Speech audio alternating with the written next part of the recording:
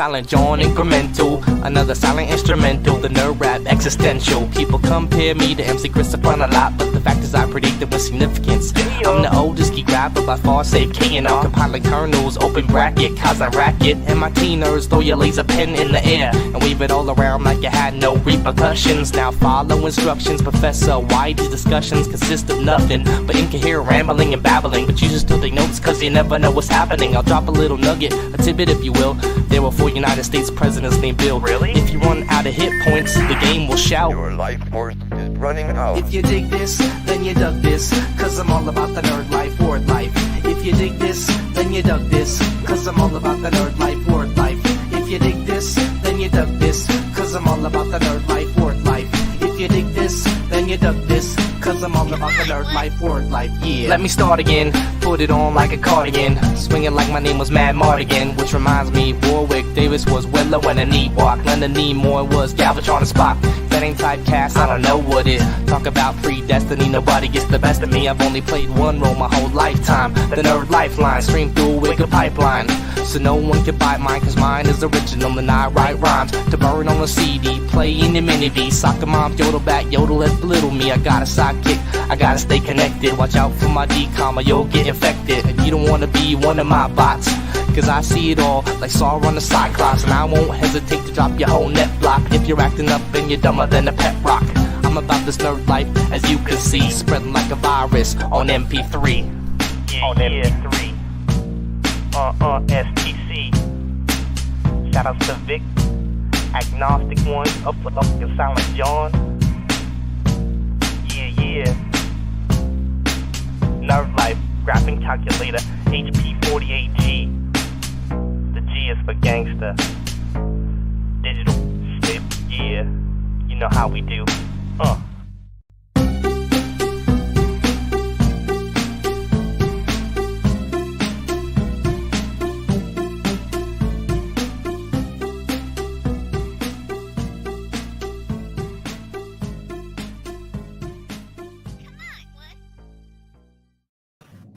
What's up, meatbags? I am the often imitated, never duplicated man of your dreams who makes the ladies cream, Tony TGD. Of course, that was the theme song Big Doug by YT Cracker. The man laughing over there on the bottom is Days Gaming. And of course, Gary, the obsessive compulsive gamer, is also joining us tonight. Gentlemen, what's up? Not much. I forgot how long that intro, our original intro there was, until we started using Tommy's intro. It's like 2.5 minutes, I believe. It's quite long. Yeah, it is. It's about 3 minutes and what's it, like 15, 16 seconds? I don't know. Yeah, something like that. Live StreamYard thing is always off by like 10 seconds. So we got a big show. We're going to be talking about Yuji Naka. He did a little Twitter thread discussing his work on Balan Wonderworld, what went down with that. We're going to be talking about whether or not it's ethical to resell stuff from, thrift stores, garage sales, have you. We're going to be discussing Sonic games being delisted, people's thoughts on that. Is this a good thing, bad thing? What's going on with that? Of course, we're going to be talking about Moon Knight, episode 5, weight loss update, maybe a little discussion on the future of gaming, and of course, brand new to the stream, brand new to the Gabbing with Geeks playlist. We put some polls up on the channel. We're going to be discussing them polls, what the results are, what the people on the panel think. But before we get into all that, I got to remind you, like the video, subscribe to the channel because it makes Gary, Dazed, and myself feel so good. And of course, yeah, nice and toasty inside. Oh, yeah. Share it with your friends. Tell everybody about it. Go to church and just start telling people Gabbing with Geeks is on. Do all that. Yeah, get grandma watching. Yeah, maybe not at church, but in church, we're a very yes. down at the local bar. Show them the celebrity butt challenge episode. Yeah, it's a good episode. Of course, we're going to find out how everybody's week was, starting with my man, Gary, the obsessive compulsive, not always here, gamer. Gary, what's up? What's been going on? That is true. Yeah, I took a little break last week. Kind of took a break from everything. Was kind of busy, so I figured I needed the extra time. I just kind of detached myself from everything going on and recoup or regather my thoughts and come back strong this week. Regather his thoughts. I seen you popping up on other people's streams, Gary. What's up with that? That was a day ago though. I was gone for about I'd say about like 4 or 5 days, and then you didn't do any shows 2 days ago, did you? Or yesterday? You wouldn't know. You were. I did it. I did a stream on Thursday. I think it was Thursday, and you came on for a little bit at the end there. Yeah, that's when I first showed up. I think that's that what was Tony's mad at me getting for. getting back into the swing. Yeah, point. Yeah. So you're all fired up, all ready to go. I hear you have some big, exciting news about tomorrow, Gary. You want to share? So basically, hold on one second. Oh, sorry. You can see there's a professional Coughing show. fit. Came out of nowhere. Yeah, so tomorrow we have here in Michigan, particularly in Flat Rock area, there is what they call a historical flea market at our local speedway, which is I think our speedway is about a half-mile track, and they do, during the summer, every other weekend they do, or every weekend, every Saturday they hold race car like figure eights and stuff like that. And to kind of kick off the celebration, they throw the historical flea market on Sundays. This runs from 7 in the morning to, I want to say, 3 or 4 o'clock in the afternoon. And for the last, I want to say, 12 or 13 years, I've been going to this religiously. And hold on, little guy's coming in here and asking me something real quick. Sorry about that. But yeah, so I've been going pretty religiously for the last 12, 13, 14 years. And it's been a great spot for me to find all kinds of gaming stuff and toys or whatever I've been collecting throughout the years. And I kind of wanted, I asked Tony whether or not maybe tomorrow, if maybe some guys wanted to join in on a stream, or if I could do a recording and maybe we would show that at a later time. Still kind of in the air. We're still working that out, but I would definitely like to do take you guys with me and see what we can find tomorrow. Hopefully we'll find some hidden treasure. Sounds good. I think a stream would be interesting. I don't know if I'm going to be up. Depends on what happens on the after show. Right. And it's going to, like I said, it's going to be, they open at 7, and like I always say, early bird gets the worm. So it's definitely going to be early. So we'll have to maybe take maybe in a poll if people want to see that at a later time, or if anybody's going to be up. I know that's kind of rough. I knew going in that asking you guys, anybody wanted to moderate chat or whatever, that was going to be a little rough, but it either has to be a recording or a stream through that, because I have absolutely no room on my phone right now to do the whole thing and release that on my channel. So if we go late enough, we could just keep the after show going until Gary, we just follow Yeah. from that would be insane. All the way to the flea market.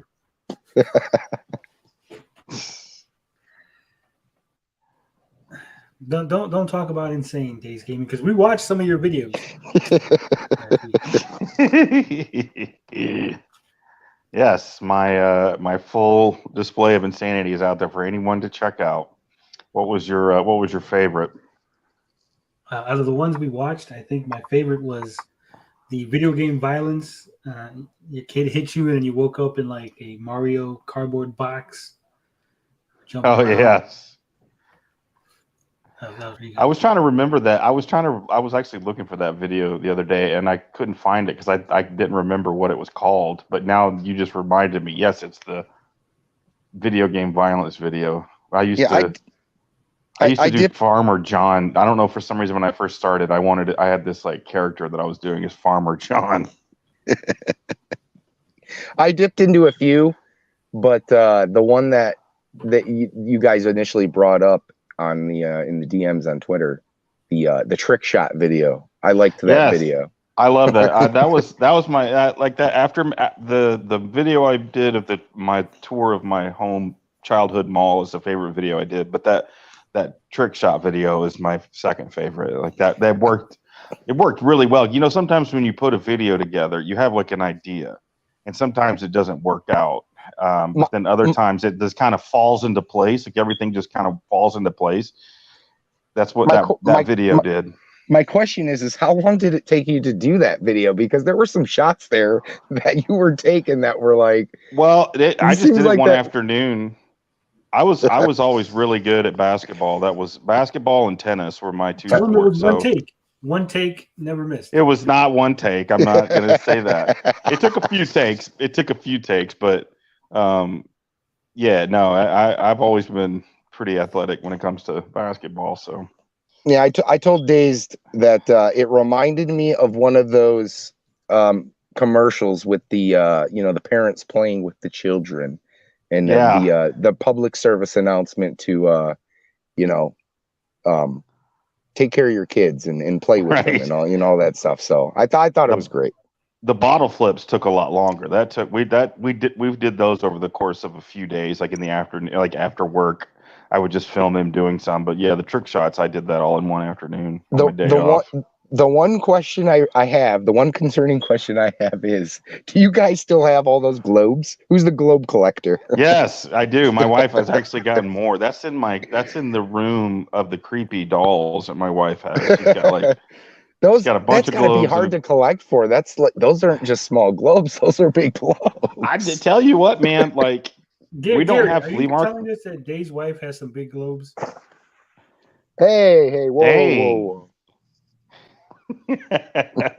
They're pretty nice. I'm not gonna lie, they're pretty nice, but um the yard sales around here, dude, I'm telling you, like are off the chain. Like we've gotten so much of our collection has come from yard sales.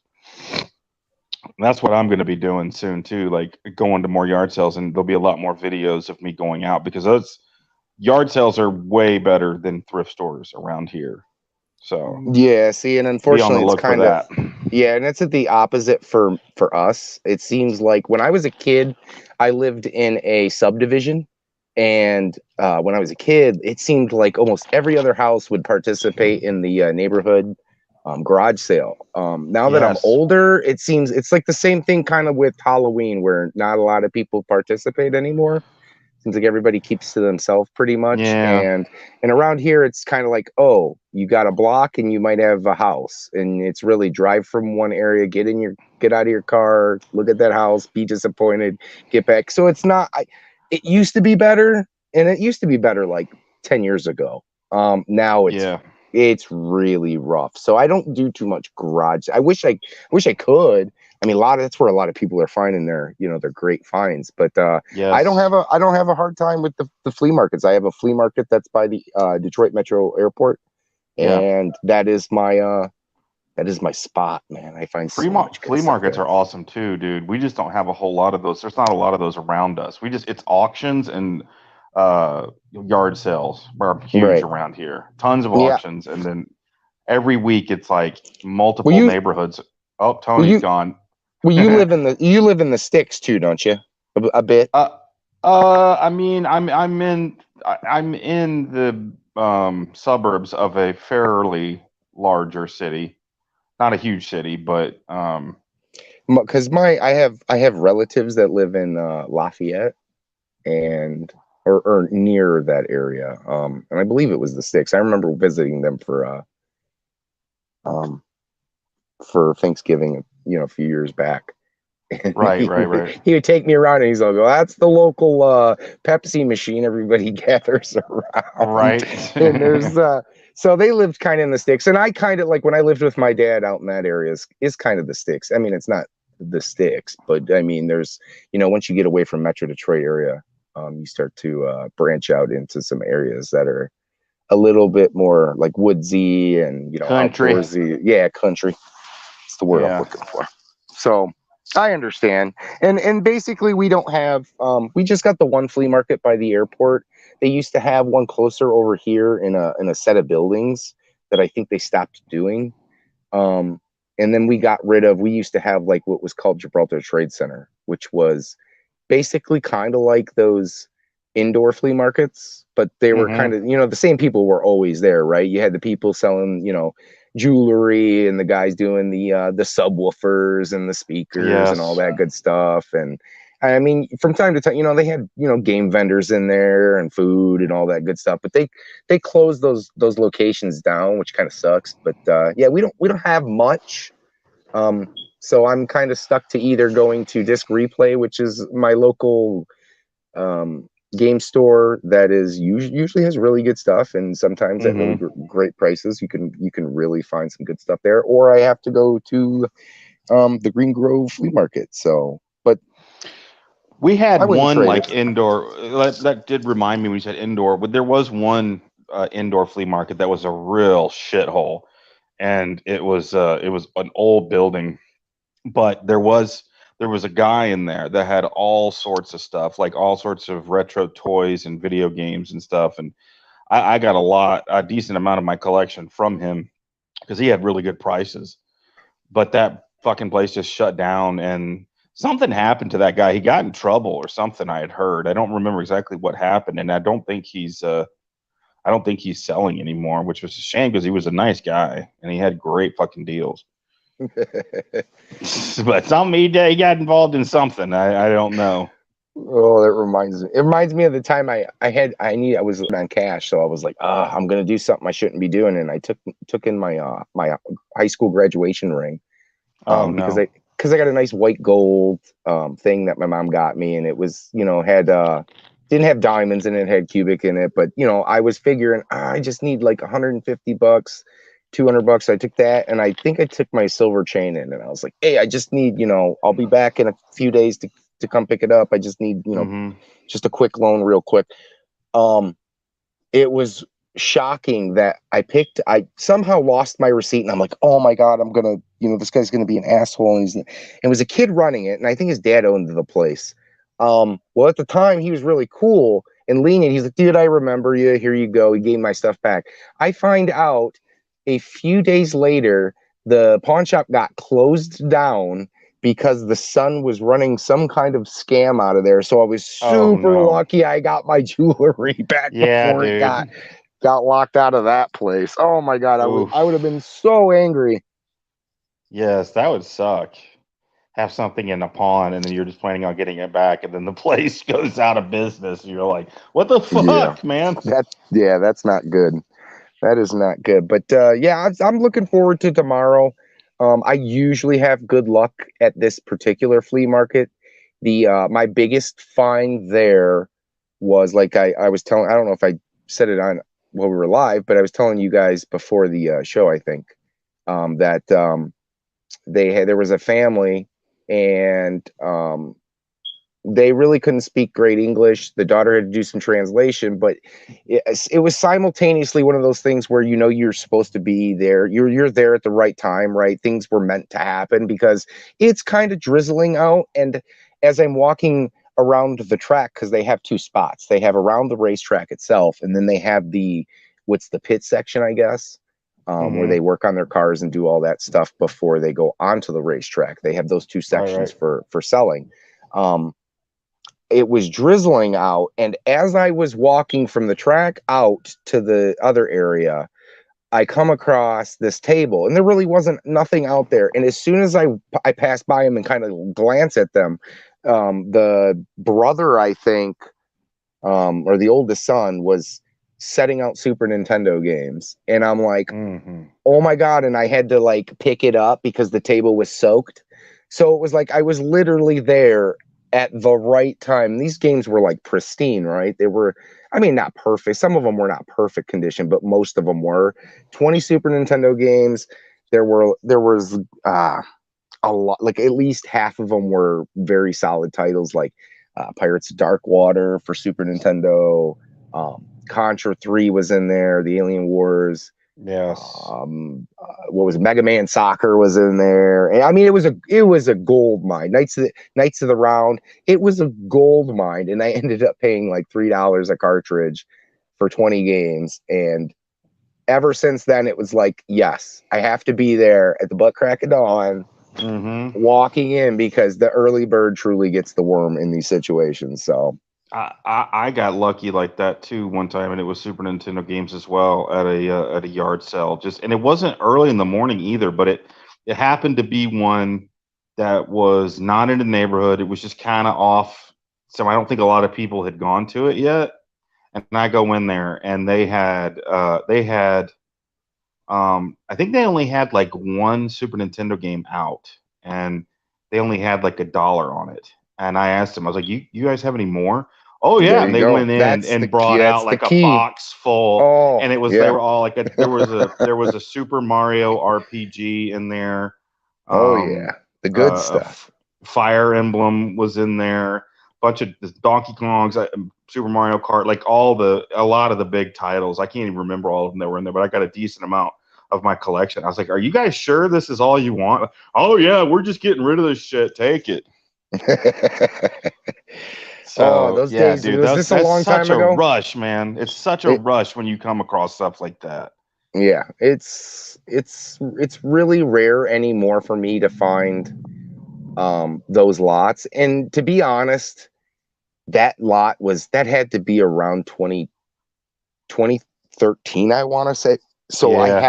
I haven't experienced something, at least at the flea market. I've had my luck, and I've found good lots, and then sometimes, you just don't get to it fast enough. Somebody beats you to it. But I'm due for a very large lot like that to come my way, because I've put the work in for like Facebook Marketplace. And I think that's different than a flea market, right? You have a lot of people at a flea market and a lot of competition, right? I mean, you still have that competition on like Facebook Marketplace. But essentially it's kind of a, one-on-one experience, at least in my opinion. It's a little different. Yeah. So I'm due for the for a huge flea market find. Real quick, I'm going to address the chat. They're asking where Tony is, and I looked up Tony's. It says he's getting breaking news, so I guess he's in the middle of something. So yeah, we're just Tony had to take a dump. Dorkside said. Yeah, so we're just filling in, I guess. Well, interesting to see what Tony's finding out. Maybe it's some Amico juicy goodness, but who knows? It could be something else. He also brings up the Johnny Depp and Amber Heard. Have you been watching any of this? Dude, I was like, not really. I was kind of interested in it before the whole thing was going on, but I haven't really. I do know about her taking a shit in the bed. And I will admit the trial itself, from what I've watched, is kind of boring. But if you watch, there's some good videos actually doctored up with the Nintendo. I think it's like the eShop theme, or oh really, the Wii theme. And oh my God, it's fucking hilarious, because the lawyer that she has is absolutely awful. And the entire time, like, the courtroom's cracking up when Johnny Depp was on the stand. And the things he's saying. I did see a video like that, yeah. The dude is fucking funny. It's funny, anyways, yeah. He's going to come out of this really good, I think. I know it's embarrassing, but that whole situation has just been shitty. That, like, I was following it, how they just instantly, like, Johnny Depp gets just canceled, yes. And Amber Heard is like, oh, the poor woman. He must have been. And it's coming out that she's the fucking problem. She's the nut real job. Bitch. So it'll be interesting to see. It'll be interesting to see if they actually hold her accountable and let him have a comeback. Yeah, and and you know what's really sucks is that what really kills me over all this whole thing was I didn't even realize that he was replaced in Fantastic Beasts by the guy who, and I can't remember his name. It was the guy who played what was it, Jin Urso or Urso's dad or whatever in Star Wars. Matt That guy, Mikkelsen. yeah, he's fantastic, and he's been in a lot of good stuff lately. yeah, But I was he's good. super upset that they replaced Johnny Depp on Yeah, in that last movie. people don't even really care about those movies as much anymore. Like that really hurt them getting rid of Johnny Depp. Like they lost a lot of fans from that. So Tony, Yeah, out of the blue pops in. Real quick, what's going on? someone needs to put a battery in that smoke detector. Who's got that beeping? Gary, is that you? Not me. It's back. It's back. I don't even hear it. I don't know how Dorkside hears it, but I don't hear it. I Now know that this you has said gone it, off I've the heard rails. it. You I guys wasn't. were talking flea markets and Johnny Depp and shitting on beds and stuff and other crazy things. But Days, how has your week been? That's what we wanted to hear about. You guys kind of got off rails without me. My week's been fine. It, just a 5-day work week, and then now I've got the next 2 days off. Weather has been kind of shitty, so I every time that it gets hot and cold, I always get get sick every damn year. And that's where I was last week. I was just too sick to come on the stream. I was just I was a mess. I was sneezing and it came on hard and like hit me hard. I almost thought maybe I had COVID, but it wasn't. It was just a really, really bad freaking cold. But I'm doing better, and yeah, I don't know. Tomorrow got the day off. I might try to work on some videos. Going to be playing some games. But yeah, other than that, it was pretty good. Pretty good week. Not nothing too memorable, but looking forward to a couple days off for sure. Sounds wonderful. As for where I went, the computer froze. I tried to do something here, change one of these banners so we could be ready to go, and Crashed on computer you. froze. And then while it froze, I pick up my phone in order to listen in on what you guys were talking about, and I got some DMs from one of my inside sources. Some interesting Amico news, some gossip here. Yes. I was hoping it was some Amico goodness. I need my fix, dude. It's been so long. Oh, I got your fix, baby. I got it. Hell yes. But before we get into that, my week has been very, very rough. Dealing with some stuff. Why the hell did I put that up? See, I'm all confused. I had some things I had to deal with. No Project Unicorn update this week. Still, in the emailing phase. We're still in motion. I did see Bob's video. Bob Bomany TV made a video suggesting some things about the Raspberry Pi, and so I'm looking into that. We're going to see about that. I'm going to reach out to the Raspberry Pi people, see if we could work something out, see how that's going. So that's really the only update on that. I did buy a nice big bottle of tequila. It's 40 proof. I'm going to be drinking that on the after show. $10 a shot. 40 proof or 80 proof? 40. It says 40% alcohol by volume. That'd be 80 proof. 80 proof, whatever. Fuck if I know my liquor. Hey man, I'm a fucking alcoholic, so I know my shit. So there you go, 80 proof, whatever. So we'll be doing that on the after show. Hopefully we don't get too sloshed, so that we don't miss out on Gary's big adventure with the flea market. Yeah, I wish. It sucks. I'm just not a morning person, and Sunday's always my day to sleep in a little bit. Like there'll be no way in hell. There'll be no way in hell I can be up that early. I wish I could do things like that, but I suck at getting up early especially on my days off.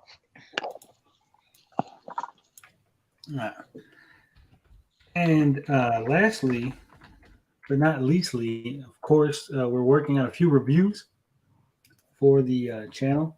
Myself, I'm working on something that I can't talk about still. A couple more days. It's like another 5 days or something like that. And you'll know what I'm working on. Gary, on the other hand, is working on something he can talk about. I don't know why he didn't mention it. Yeah. So I am, and you're gonna kill me for this because I only spent about an hour playing it so far. I was going to finish it last night, which I know I can finish it in one setting because it's quite easy. But you help me out here, Tony, with the name of the with the game because I can't recall it right off the tip. Randy DX. Okay, yeah. So Dandy and Randy DX so far it's mediocre. There's some things I like and there's some things I'm not too fond of, but yeah, I got a review in the works. Tony got us review code so I could check it out and let you guys know what I think about it. So we're going to do that. Yeah, so we're going to see Gary's going to write a nice little write-up. He's going to do a nice little video, or we'll do something on the channel. We will show the game later on so you guys can see what game we're talking about, play the trailer, give some initial thoughts, hear Dave's opinion on it. It's supposed to be inspired by the Goof Troop game. That's what they were going for.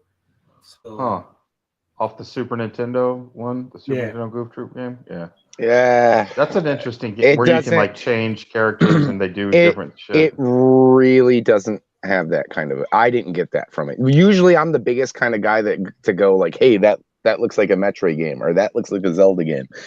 I didn't I'm really get that. The press release, Gary. Just reading off. I didn't get that. I'm just saying, I didn't get that vibe from it. But maybe with the way that you use items and unlockables and stuff like that, I could see it there. But I really don't get that feel from it. So I don't think they meant by the aesthetic, more about the gameplay mechanics. But we'll get into it later. That matches. Okay.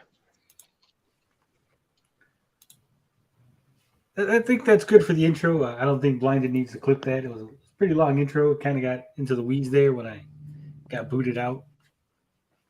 But we are going to talk Amico news right away. We got Beefy here. We got Beef Jerky. We got Mini Music, Dorkside, Rabbit Dude. Seen King of All Buttocks. Who else was here? We had CM Retro popped in for a little bit. Mini Music. Dynasty Warriors. Art Bell. Of course, Art's always around. Chappie McChapster. Joseph Handbody. Handbody. I don't know how to pronounce shit. And Chappie was here. And probably some other people that are just lurking. So I think we'll go ahead and go straight into this breaking Amico news. Yes. Oh, yes. Now I'm going to preface this by saying this is not 100% certified news, right? This is just speculation based on some very strong evidence that we're gonna see in a minute. But it's That's juicy. fair. If it's true, very, very juicy.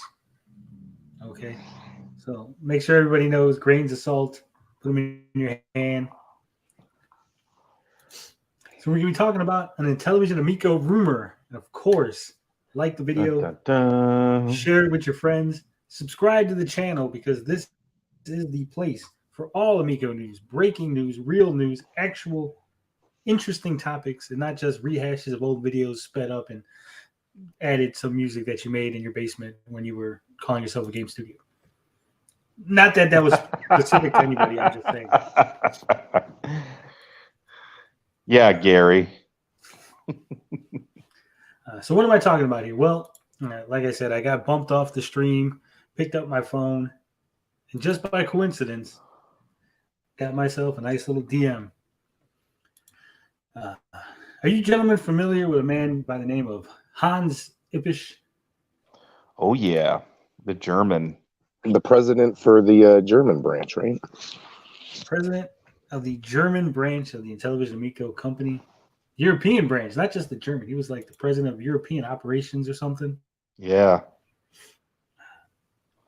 Well, it appears, and again, as I said before we started the segment, this is speculation based on circumstantial evidence. Okay, it's not fact, but it appears that Hans Ippisch might no longer be with the Intellivision company. Oh wow! There goes Yeah, that that's German not- grant money. That's not good. No, it's not. So, if you go to Hans's LinkedIn, which I don't recommend anybody do, leave Hans alone. Okay, let me just say that. But if you go to Hans's LinkedIn,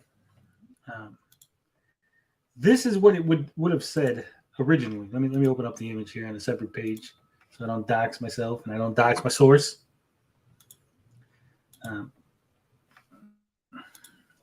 But this is, you can't see, it's kind of little. Hopefully you guys can make that out. Let me make it a little bigger. Originally, it had a picture of Hans, had his nice little header, which is kind of a picture of Hans. And then it said, President, Europe and Television Entertainment. That's what it said. His profile. Now, currently, it doesn't say that. So, let's take a look what it says now. And again, the image is kind of small. So hopefully you guys can see it. Can't see it? Game dev and gaming media pioneer, journalist, and lecturer. Nothing about Intellivision. Yeah, let me share a different image. Hold on. I'm trying not. I don't want to dox the person that sent me this. Yeah, we don't need to do that. Trying to make sure it's not going to show anything. All right, there you go. It's a little bit. I know who your sources are. So Hans Ippisch, game dev and gaming media pioneer, journalist and lecturer. Not a single mention of Intellivision Amico. And if you notice, the background has changed. Yeah. Well, in this background is a little company called Hollow Drive. Ooh. That's their logo right there. Hollow Drive is a company trying to, what's the word I'm looking for here? Connect gaming or media with driving. So, like, you know, the people that install stuff in your car so you can play games, basically. Like for the passengers, certainly not the driver. Hoping not the driver. I don't know how it works. I didn't look too deep into it. It is a German startup company. So again, he has changed his LinkedIn. He has not been removed from the Intellivision page, but we know that in the past that those people have usually taken a while, like they've, you know, whether they've been asked or whether or not they just do it because they don't want to try to make Intellivision look bad during this quiet period. People have been slow to remove Intellivision, and Intellivision has been slow to remove people from their page. But this is his current LinkedIn profile image. As you can see, no mention of Intellivision. He's still listed in his work history. He's working at Intellivision until present. He doesn't have Hollow Drive on there yet. But again, it's kind of weird that he would put this new banner image up with the Hollow Drive logo. He would remove mention of Intellivision from his quick bio here. We know the company has been in some financial difficulties. They stopped focusing on Europe. They started focusing on just releasing in America, according to the last update that we got from them. They were supposed to send Hans a box to maybe court some investors. Maybe he ended up trying to court Hollow Drive and they gave him a job instead of money. Possibly. I'm trying to look up any information on this company right now, but how do you spell it? HOLLOW, and then it's just Drive?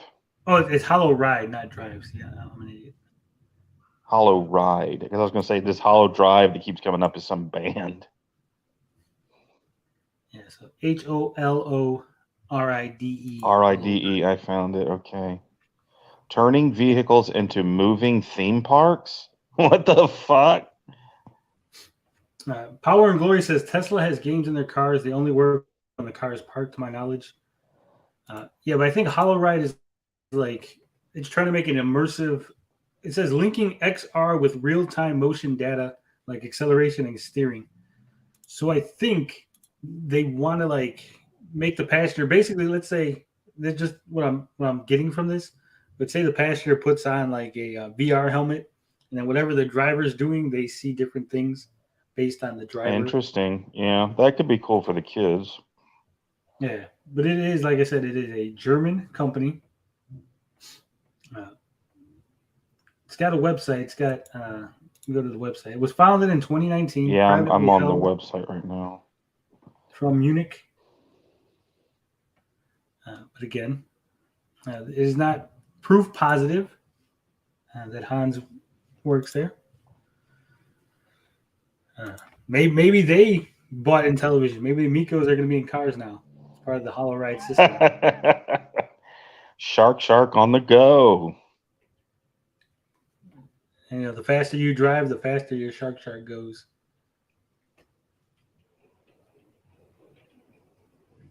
So it is, like I said, kind of interesting. I don't think proof positive just yet, but I think it is positive enough that something is amiss. It is now raining very hard outside my window, so if I get disconnected, please forgive me. Yeah, I did say that, Dorks. I said that he still says from the day of hire till present on his LinkedIn. He has not changed it yet, but he did change his banner. He changed his little bio thing. This could be the first step. I mean, we're not at the end of May just yet. Come Monday, it could be now changed. You know what I'm saying? He might be until the end of April. Maybe he jumped the gun a little on the other stuff, waited on the actual experience part. Who knows? But like I said, it is interesting. That's all we're going to say about that. That was he's only not. News. I don't see him anywhere. I don't see him anywhere on the website listed as anything. So there's people, but there's nothing. Nothing with him. Yeah, like I said, Hans does have. Are you sure it's experience. a German? Are you sure it's a German company? Because everybody here looks American. Like they have American names. Yeah, it was founded in Germany. Hmm. I did see that when I looked it up a little bit. It listed itself as a German startup. This says this. Wait, okay, never mind. That's a. I'm looking at people that are partners.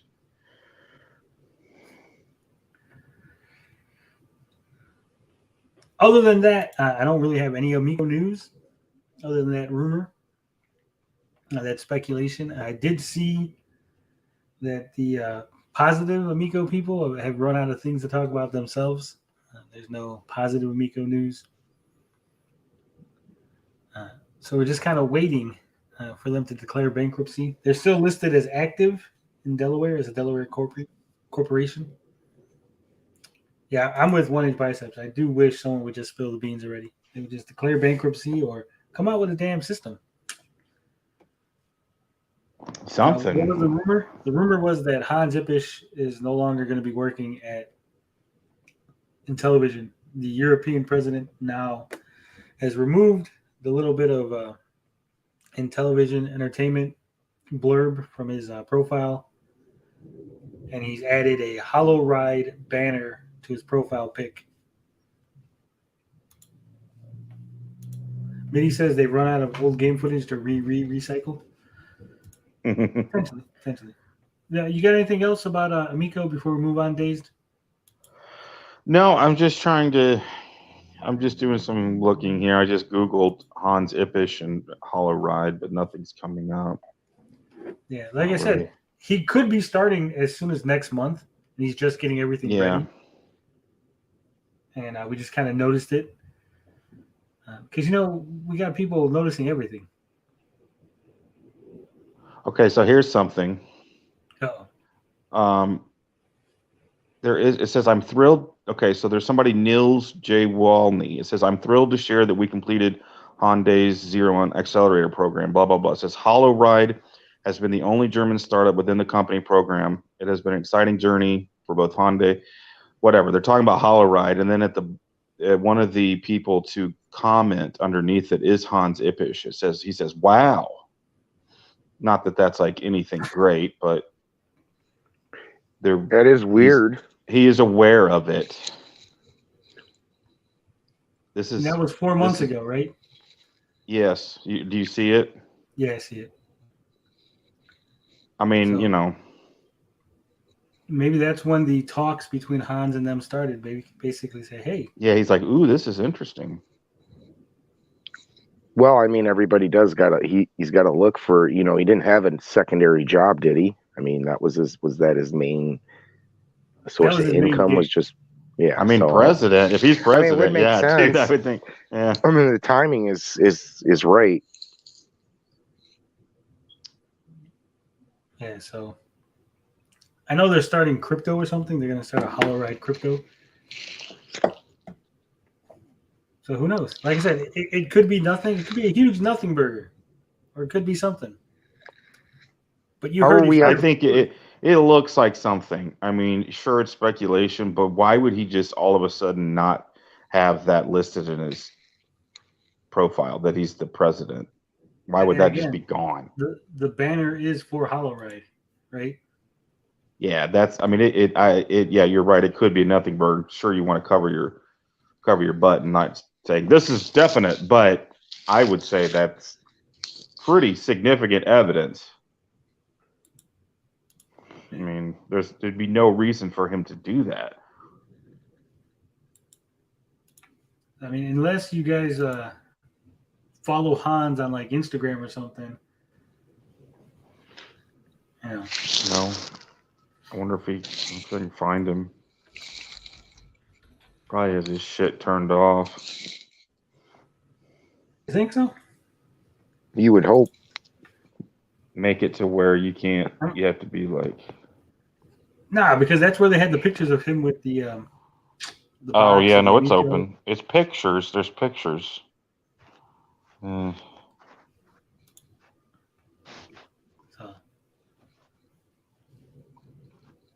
like I said, it could be nothing. Could be nothing. He doesn't have Intellivision Amico listed on his Instagram either. It just says game dev and gaming media pioneer, lecturer, and a dog's best friend. You would think he would put president of Intellivision European operations. It is a big title. It's kind of a big deal. So it is interesting that it just seems to be scrubbed. Memory hold. Yep, definitely interesting. His Twitter hasn't changed, though. He's still got the same Twitter. But he hasn't tweeted since November 12th, 2020. So the rabbit dude says the Amico is slowly fading away. Yes, it is. He's going to take Brittany's place doing emails to customers. He might. I did see that Dorkside finally got his refund. So good on you. How long did that take? 2 weeks? 3 weeks? I think it took him like a month. Whew. That's terrible.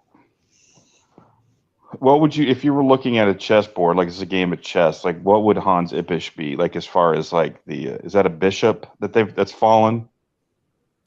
Yeah. Certainly not. Or it certainly wouldn't be a queen. Dazed, they're all pawns. I would say that's a bishop that's taken out because Nick Richards is the other bishop, and then Phil Adam would be the king, and Tommy's the queen. I don't know. Maybe Phil Adams was a Castle, and he just switched with Tommy. Just A Castle. fall guy? I don't see him being You a mean fall a guy. castle? It's a rook. Rook, especially whatever. with the Coleco chameleon whole thing. Like, would he be stupid enough to get him in the situation himself in that situation again? Like, Why not? I don't think that's the case. Like, Who are you gonna blame? because when all said and it's done? it's like watching a movie, right? And it's like you're like, this is too obvious. There's no way. But I mean, it is in television. What have we come to expect at this point? They do stupid things, and I mean, I could see it, but it's so obvious. It's like, No, but I'm how could saying you not the see this whole- yourself? The whole CEO switch. Basically, the company was dead. They switched CEOs. When it falls, Phil Adam basically is falling on his sword. Say, "Don't worry, Tommy. I'll take the blame. You still have video games live. I'm basically a nobody in the business." Yeah, Phil Adams is probably going to retire anyway. Well, I mean, So if he he takes the blame. knew about it, then okay, I'll go with it. If he knew about it, not He was pretty knowing. high up in the company. Why wouldn't he know about it? Well, no, what I'm saying, yeah. Well, what I'm saying is that if he was okay with taking the fall, not being, most fall guys don't know that they're the fall guy, right? Oh yeah. Unless he's just a complete simp for Tommy. We're saying he's the fall guy, not a patsy, right? There's a difference. It's not a patsy. Yeah, that's true. CM Retro says, yeah, Phil probably got paid very well to be the fall guy. He's an old man at the end of his career. He's looking for those final big paydays. Is that going to be their excuse? Hey, I'm old. Give me a break. Bomberny says, Tommy was like, Phil, you want to see how to really run a scam console? Hold my beer. Oh, Yeah. Bomber Knees here. Hey, what's going on, buddy? How you feeling today? He's alive. King of Wild Buttock said, maybe DJC demanded Hans to go. They were talking about, cutting down the expenses. Maybe the European office. I know they did just have. We reported on it like 2 weeks ago or something like that. How they just had the new grants from Europe, from Germany, and then television didn't get any. So maybe when they didn't get any, they're like, that's it. You got to go, man. We don't need you no more. I mean, even if they were able to produce a few units, it was already discussed, right, that they would make these here. I think that would cost way too much money, right, to send a small batch of units to Germany, or get those ships, even have to worry about anybody who might have, in the European, ordering process or whatever, any of those people to fill their orders. So, it just looks like a headache. It looks like, they probably cut it loose, cut him loose. And I would expect, if this is true, if what we think is true here, to probably get more of that information coming out. I mean, we're getting to a point that they're going to have to say something, right? I mean, back from when we read the SEC filing and figured out that they only had 2 months worth of time left if they didn't get any more cash.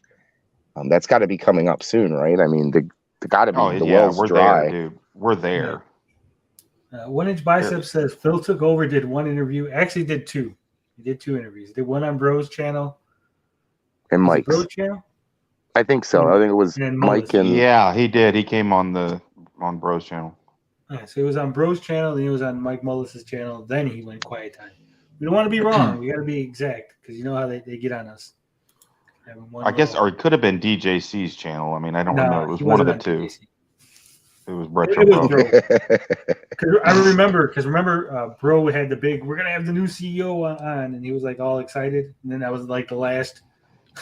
I think DJC has only had John Alvarado on the show. I think he had John on. Yeah, you're right. I could did- see DJC coming in and just being the fall guy in the end. Like, I'll take it for you, Tommy. I'll do it.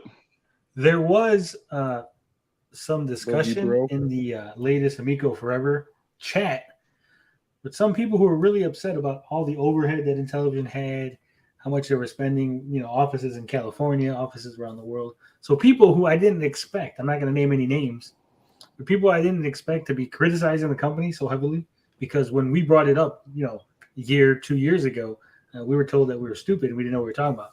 But now everyone seems to be waking up and going, wait a minute, maybe they were right. Maybe they shouldn't have had 4 offices. Maybe they shouldn't have been in California. Mhm. Yeah, I remember a guy. We're gonna take over the world. Yeah, I remember a guy. I watched a bit of that, and I caught that little piece.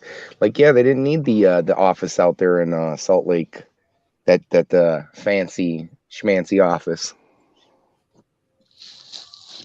Yep. And it seems Dorkside had to go through PayPal and the credit card company in order to get his money back. But I'm glad Oh, he got so the money back. Wow. Oh, so you didn't get it outright from them. You had to work for your refund. He had to put in some work to get that refund. We have a special guest in the chat too. Oh, I didn't see no special guest.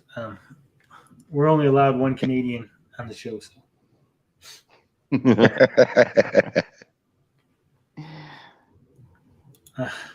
Harold says, how soon until all the Intellivision office props are unceremoniously sold on eBay? Probably like another month. I wouldn't be surprised if all the offices, when it's all said and done, we just find out that they were all just WeWork spaces type deals that they didn't own anything other than the Nick Richards office. I don't think the other offices were real offices. They were all green. They rented it out and did some work there to make it seem like an office. They were just green screens. Sorry, I hope I didn't make too much noise. Sorry, Ninja Kitty. I was just finishing my Kool-Aid. Just finishing my Kool-Aid. The Geek Getaway Kool-Aid? Yes. Hey, fill my glass up, please. I'm running low. It was intentional. Says, DJC is a good dude. He just wants a console. Always been good with me. I'm so tired of this. Like, I understand. Like, someone could be good to you, right, and be an asshole to other people. He was an asshole to me. If he was good to you, that's great. I'm glad you guys get along. He was an asshole to me. Same thing with Panda Sub. Was an asshole to me. So. Well, and here's the problem. He was never personally an asshole to me. It did offend me when he came out and said those things against Tony. And then when you come out kind of being, you know, I'm Mr. Know-It-All. I kind of am the news authority, and you know, go around acting like you're the only news source and you're a credible news source, and then you don't really have the best of things to say, then you lose a little respect. And then, you know, an apology is what was due there, at least in my opinion. He's still like just shilling so hard for this company when they're at the end. Still, anyone that could be, how many people could, I doubt it's not many, but he could fool somebody into placing a pre-order. I mean, they still right, accept, and he's still accepting pre-orders. And real quick, he's been, okay, go ahead. From the last episode, I know that he's still telling people that there's pre-order, you could still pre-order the wood grain, and you could still get the box games and blah, blah. So he's still pushing them. Yeah, he's a pile of shit now, as far as I'm concerned. Yeah, he is. He has been. Sure, you could say that I guess you could say he's a nice guy. Maybe you watch his stuff and whatnot, but at some point, you just have to. He's crossed a line where it's like you're literally just straight up scamming people at this point, and you're complicit in that. And you don't. Well, I mean, I'll give him credit. I understand that he's with the company. He wants to see him do good. He wants this at the end of the day. I understand that. I think there are other ways to go about it. And I think he's been forced at this point to talk about the more negative things about the company, because they're like we've talked about, there's nothing to talk about, right? No, there's really nothing to push. They still basically either I mean, there are bits they'll be like, oh, and television's in trouble? Well, you don't know that they're actually in negotiations. How do you know they're in trouble? You don't work for the company. They're tiptoeing around it, and that's part of it. I mean, they're kind of alluding to it.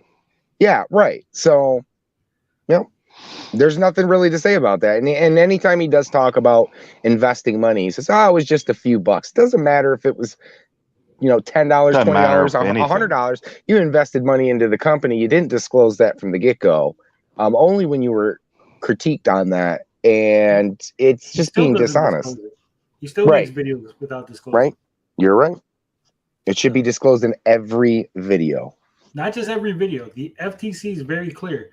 Every video, every tweet, every Facebook post, right? Every social media thing you do, it should be disclosed. Obviously too. Yeah. So. Yeah. Yeah, this is not just a pre-order, so. Media Music says, "What did Panda do to you?" Panda, he came out with his first video, said he wanted criticism, he wanted both sides, he wanted to talk to everybody. He blocked me right away from his YouTube channel. He blocked me on Twitter, and he throws little jabs, in comment sections and stuff. You know when things are aimed at you. There's only so many of us that do this. So when there's a little jab thrown at that journalist guy, you know what they're talking about. So. Oh, yeah. I agree. Is DJ still deleting any comments on our Pro Amico? Probably. It's probably is. Yeah, I watch his videos, not regularly, but I do watch his more than anybody else's. And anytime I comment, I get no responses in the streams. I get no direct responses from them. No responses from anybody else in the chat. So for the most part, I'm shadow banned. And I'm like the least offender here. I don't fight. Yeah, you're actually like defending him, and we're like, fuck him. Well, Gary is an Intellivision fan. That too. I am too, and that's what makes me angrier because they're shitting on the name.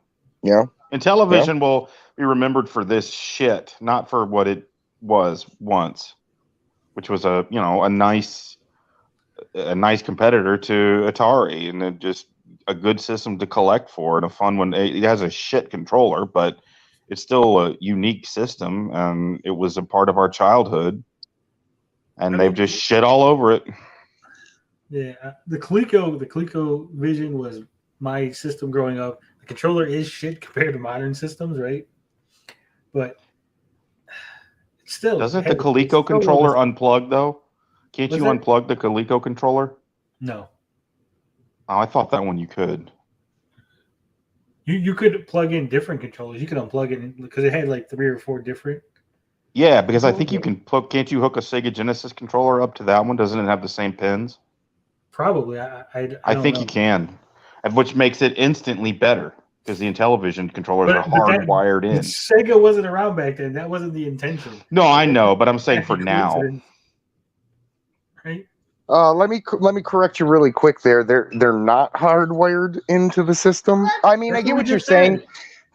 Yeah, they got little clips. Yeah. All right. I missed that part. I got kids yelling at me. All right. They do have little clips. For the Intellivision Amico rumor. I'll make sure to clip this because it is a juicy little rumor.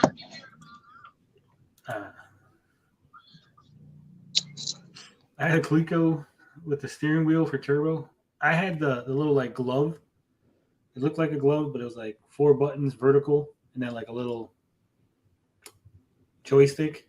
Used it for like the boxing game for Rocky. They had a glove? Well, it's not a glove. It's like I said, it was like the 4 buttons were vertical, right? And then it had like a little thing that went over your hand, so it kind of looked like a glove. Ooh. Like a boxing glove type thing. Neat. Let me see if I can get it up. Hold on. I'll get a picture. I need one. What's up, Retro Bro? Retro Bro's in the house. You missed Retro it. Bro. Might be gone. It's my Sega brother from another mother.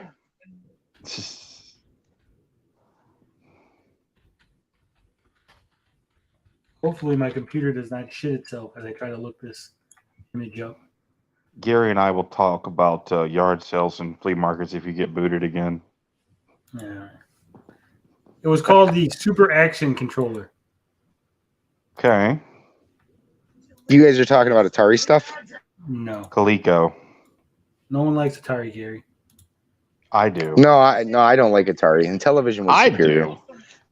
It was superior, but Atari had better games.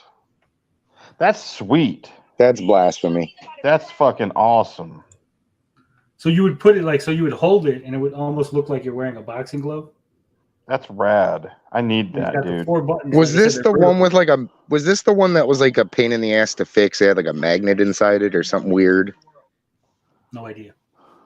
But it has a little roller. So it has a little roller dial right there. That is cool as fuck, man. That looks so like joystick. 1980s futuristic. And it's got the Like something four. out of Tron or something. And then so each button would do a different Like a phaser gun. Yeah, boxing, dude. like Or left, Star Trek, right yeah. type thing. It was a cool controller. I got 2 of them in the garage.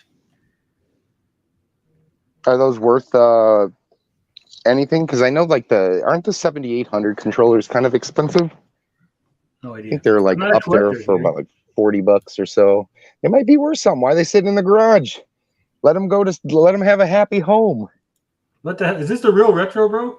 It says, I can't do anything before 8-bit. Why would I support a generation that crashed the entire market? Wait, what'd he say? He says, I can't do anything before 8-bit. Why would I support a generation that crashed an entire market? Huh. Yeah, see, Vincenzo is right. You could only play baseball in like one other game. It was baseball and the boxing. You could play Rocky boxing. It'd be worth it though. I want that thing. I love fucking old controllers, man.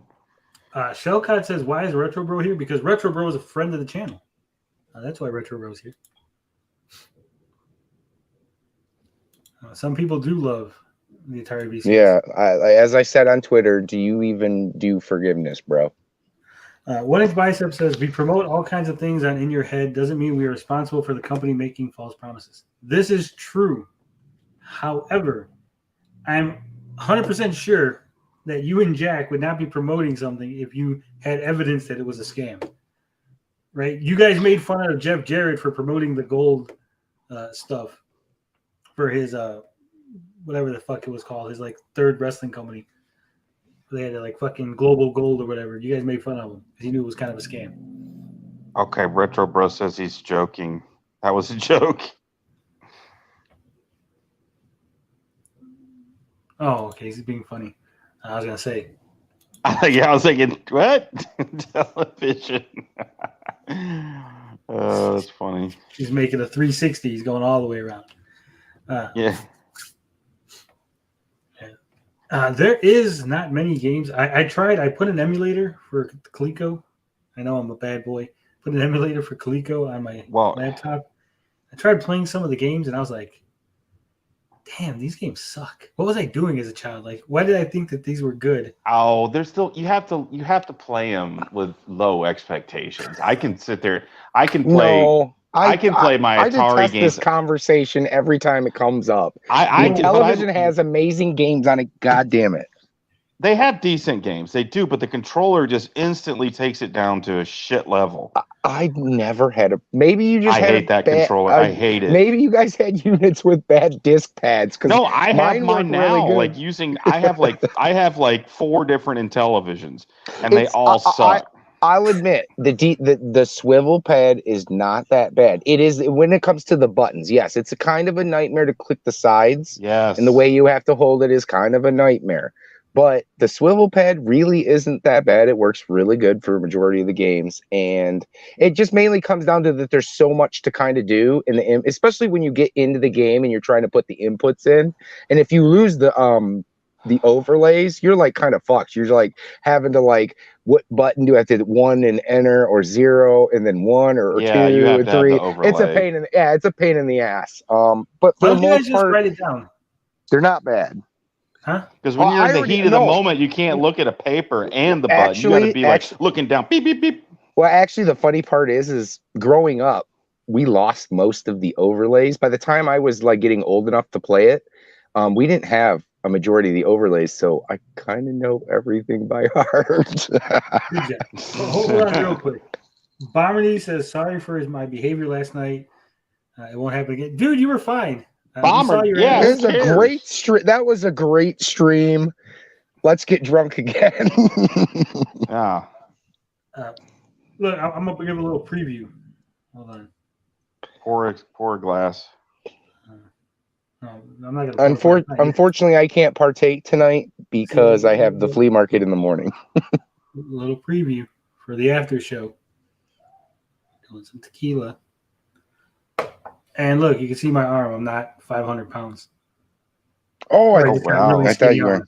We saw your arm this week, and we saw Ninja Kitty's hand in his video. So His arm I too. seen- He showed his arm. Oh, his arm. Yeah, he did. Y'all are slowly like showing parts. It's like a tease. I'll show you a little arm, a little ankle next week. I need some leg, dude. Your 40 minutes behind. We already had the news. Art, you missed the news. This was a real short news.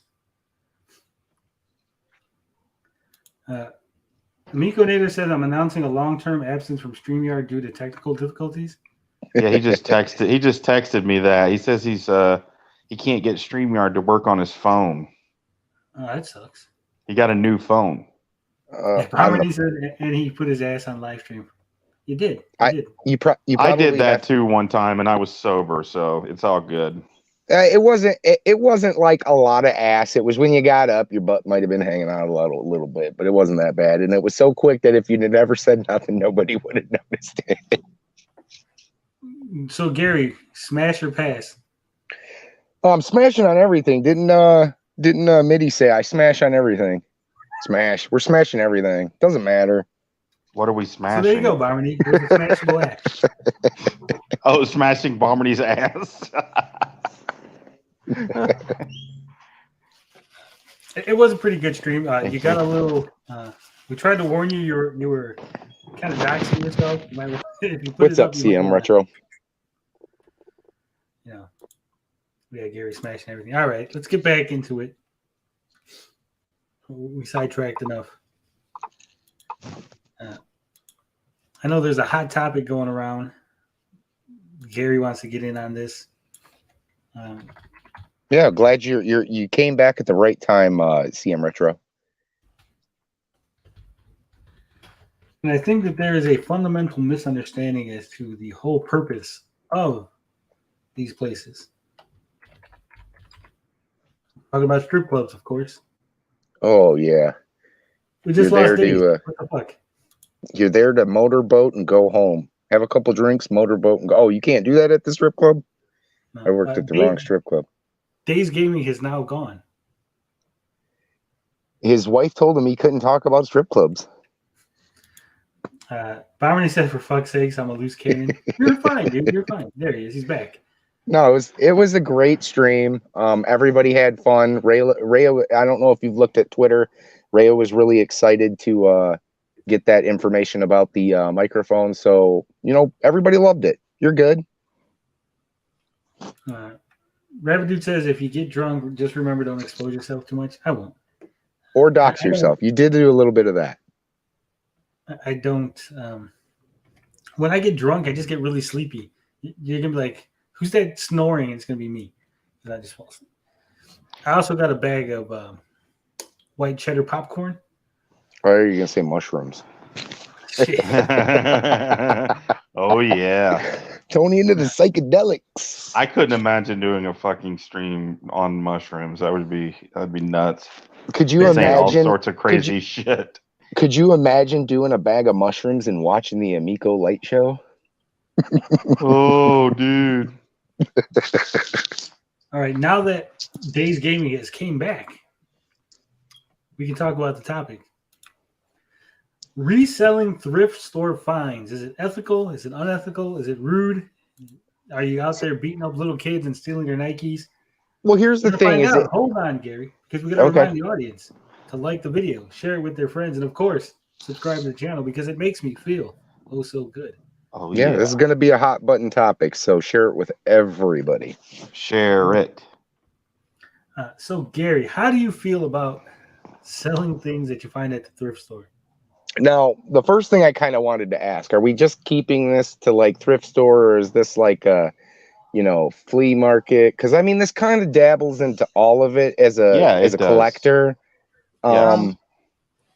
We can go all the places, but the thrift store was the main argument because the idea people think that a thrift store is for poor people, right? Only poor people should be shopping at a thrift store. That's their not people don't think that. One person thinks that.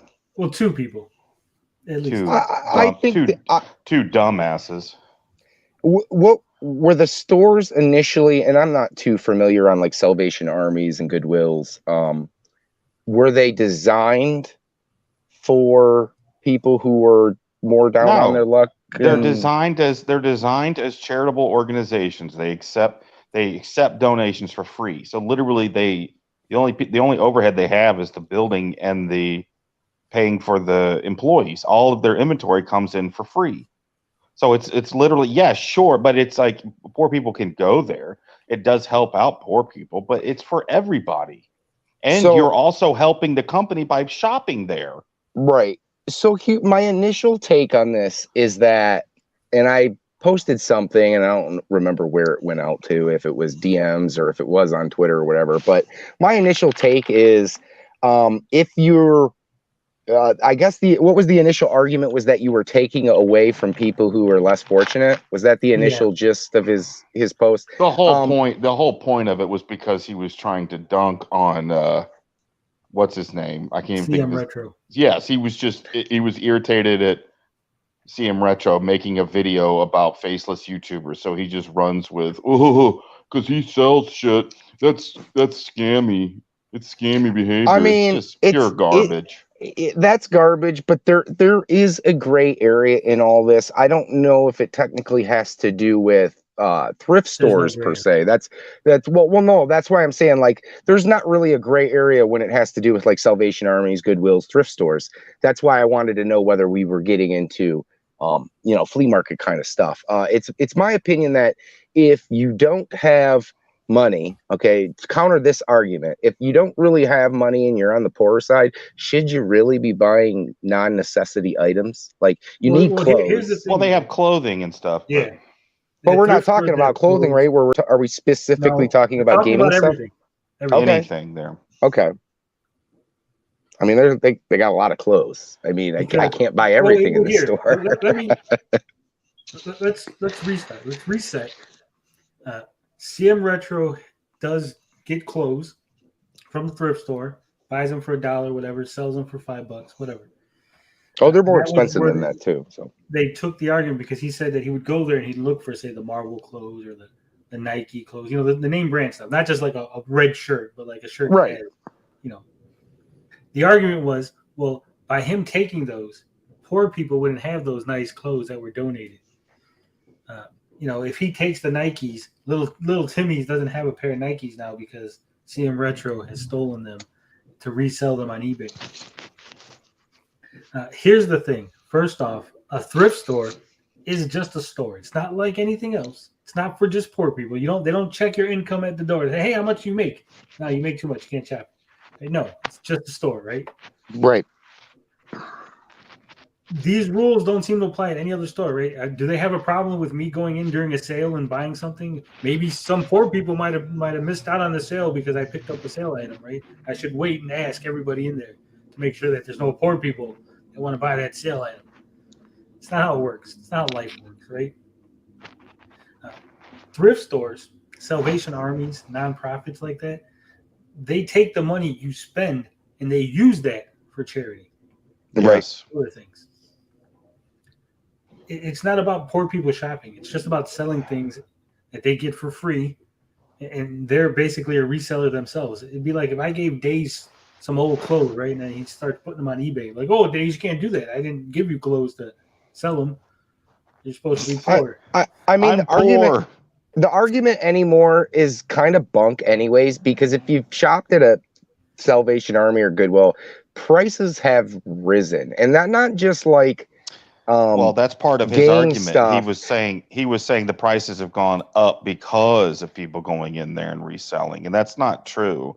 It's just they've become more aware that shit is more valuable, so they're going to try to maximize their money. And a lot of places around me, they don't even put the good shit out there. They put it right online for you to bid on. Like they have like online shit. Yeah, Goodwill does that. I don't know if Salvation Army has a website. All right.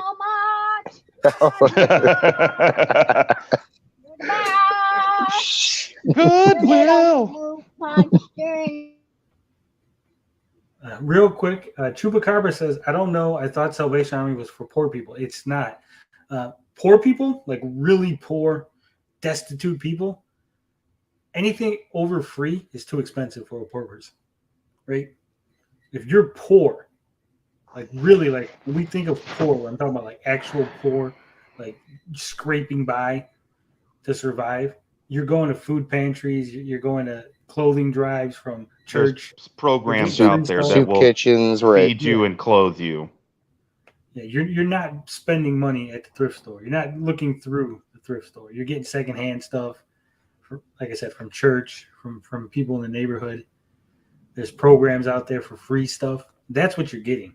You know, I've stood in line for hours to get free government cheese because my family was on a little bit of the poorer side at one point, right? We weren't looking for cheap cheese. We were getting free government cheese. Cheese that gives you gas, the cheese that fucks up your stomach, gives you the diarrhea, but you eat it because it's free. I thought that was the good stuff. I want to say something too. Like the point of thrift stores also is that they give employment to people that a lot of times would not be able to find employment. They give employment to special needs people. I'm pretty sure they also give jobs to felons, which Right. is where they have a really hard time getting a job. So I know that's a lot of it too. So if you're shopping there, you're supporting also the fact that they're giving people A chance to work, jobs. right. So And I've noticed that a little bit more at Goodwill, my Goodwills, than I have at Salvation Armies.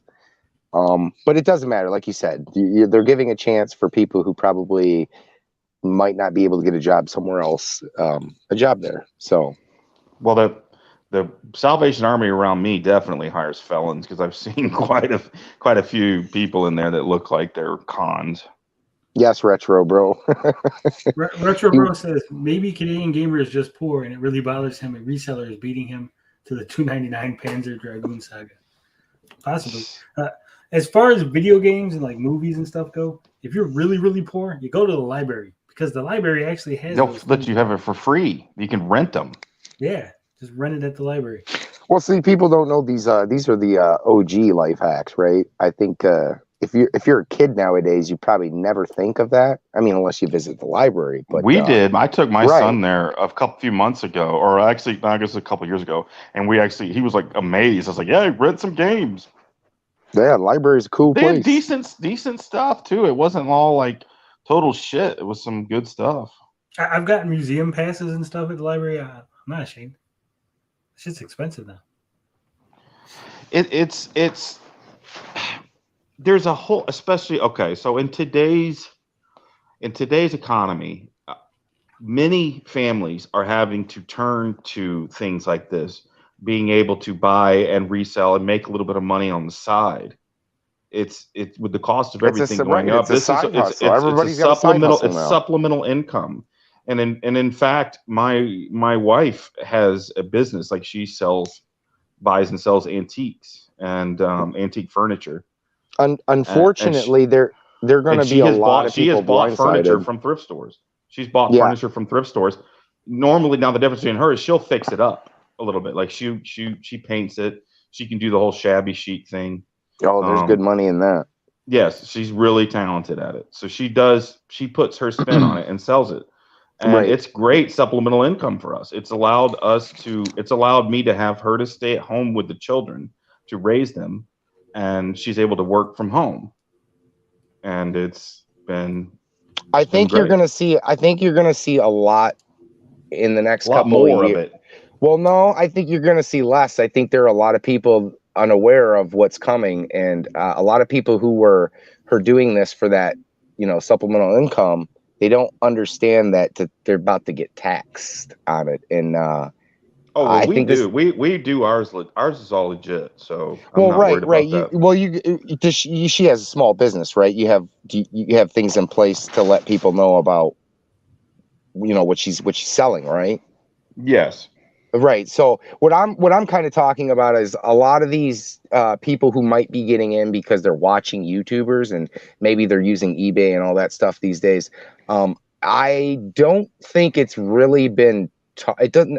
I mean, there have been YouTubers talking about it, but I don't even think you see it enough on like places like Mercari or eBay or anything like that. That next year when you go and file your taxes, if you've sold anything over $600, they're taxing you on it, and they're taxing you, I believe, 20% off your profits. So now, obviously you're going to have deductibles and all that other good stuff. But I think come next year, there are going to be a lot of people who are unaware of this, and it's going to hurt them. It's kind of stopped me from selling. Like I reached my limit in January. I sold $600 worth of stuff just like that. I mean, I sold a few games and I was tapped. If I sell any more, I'm going to have to start holding money from out from my stuff, and then I got to keep track of it. And it's not really that hard to do all that stuff, but I'm going to have to keep receipts and, do mileage and all this other stuff. So I think there are people who are going to come to the realization when eBay or, Mercari or one of these places sends them a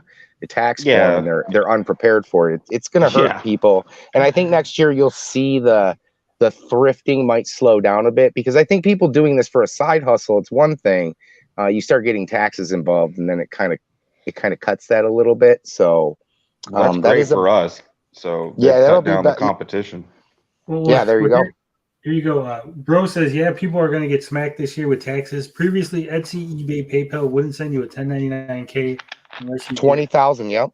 20,000 down to $600, and that has to do with the I believe it was stuffed into the COVID relief bill that they passed. So thanks everybody who took those checks.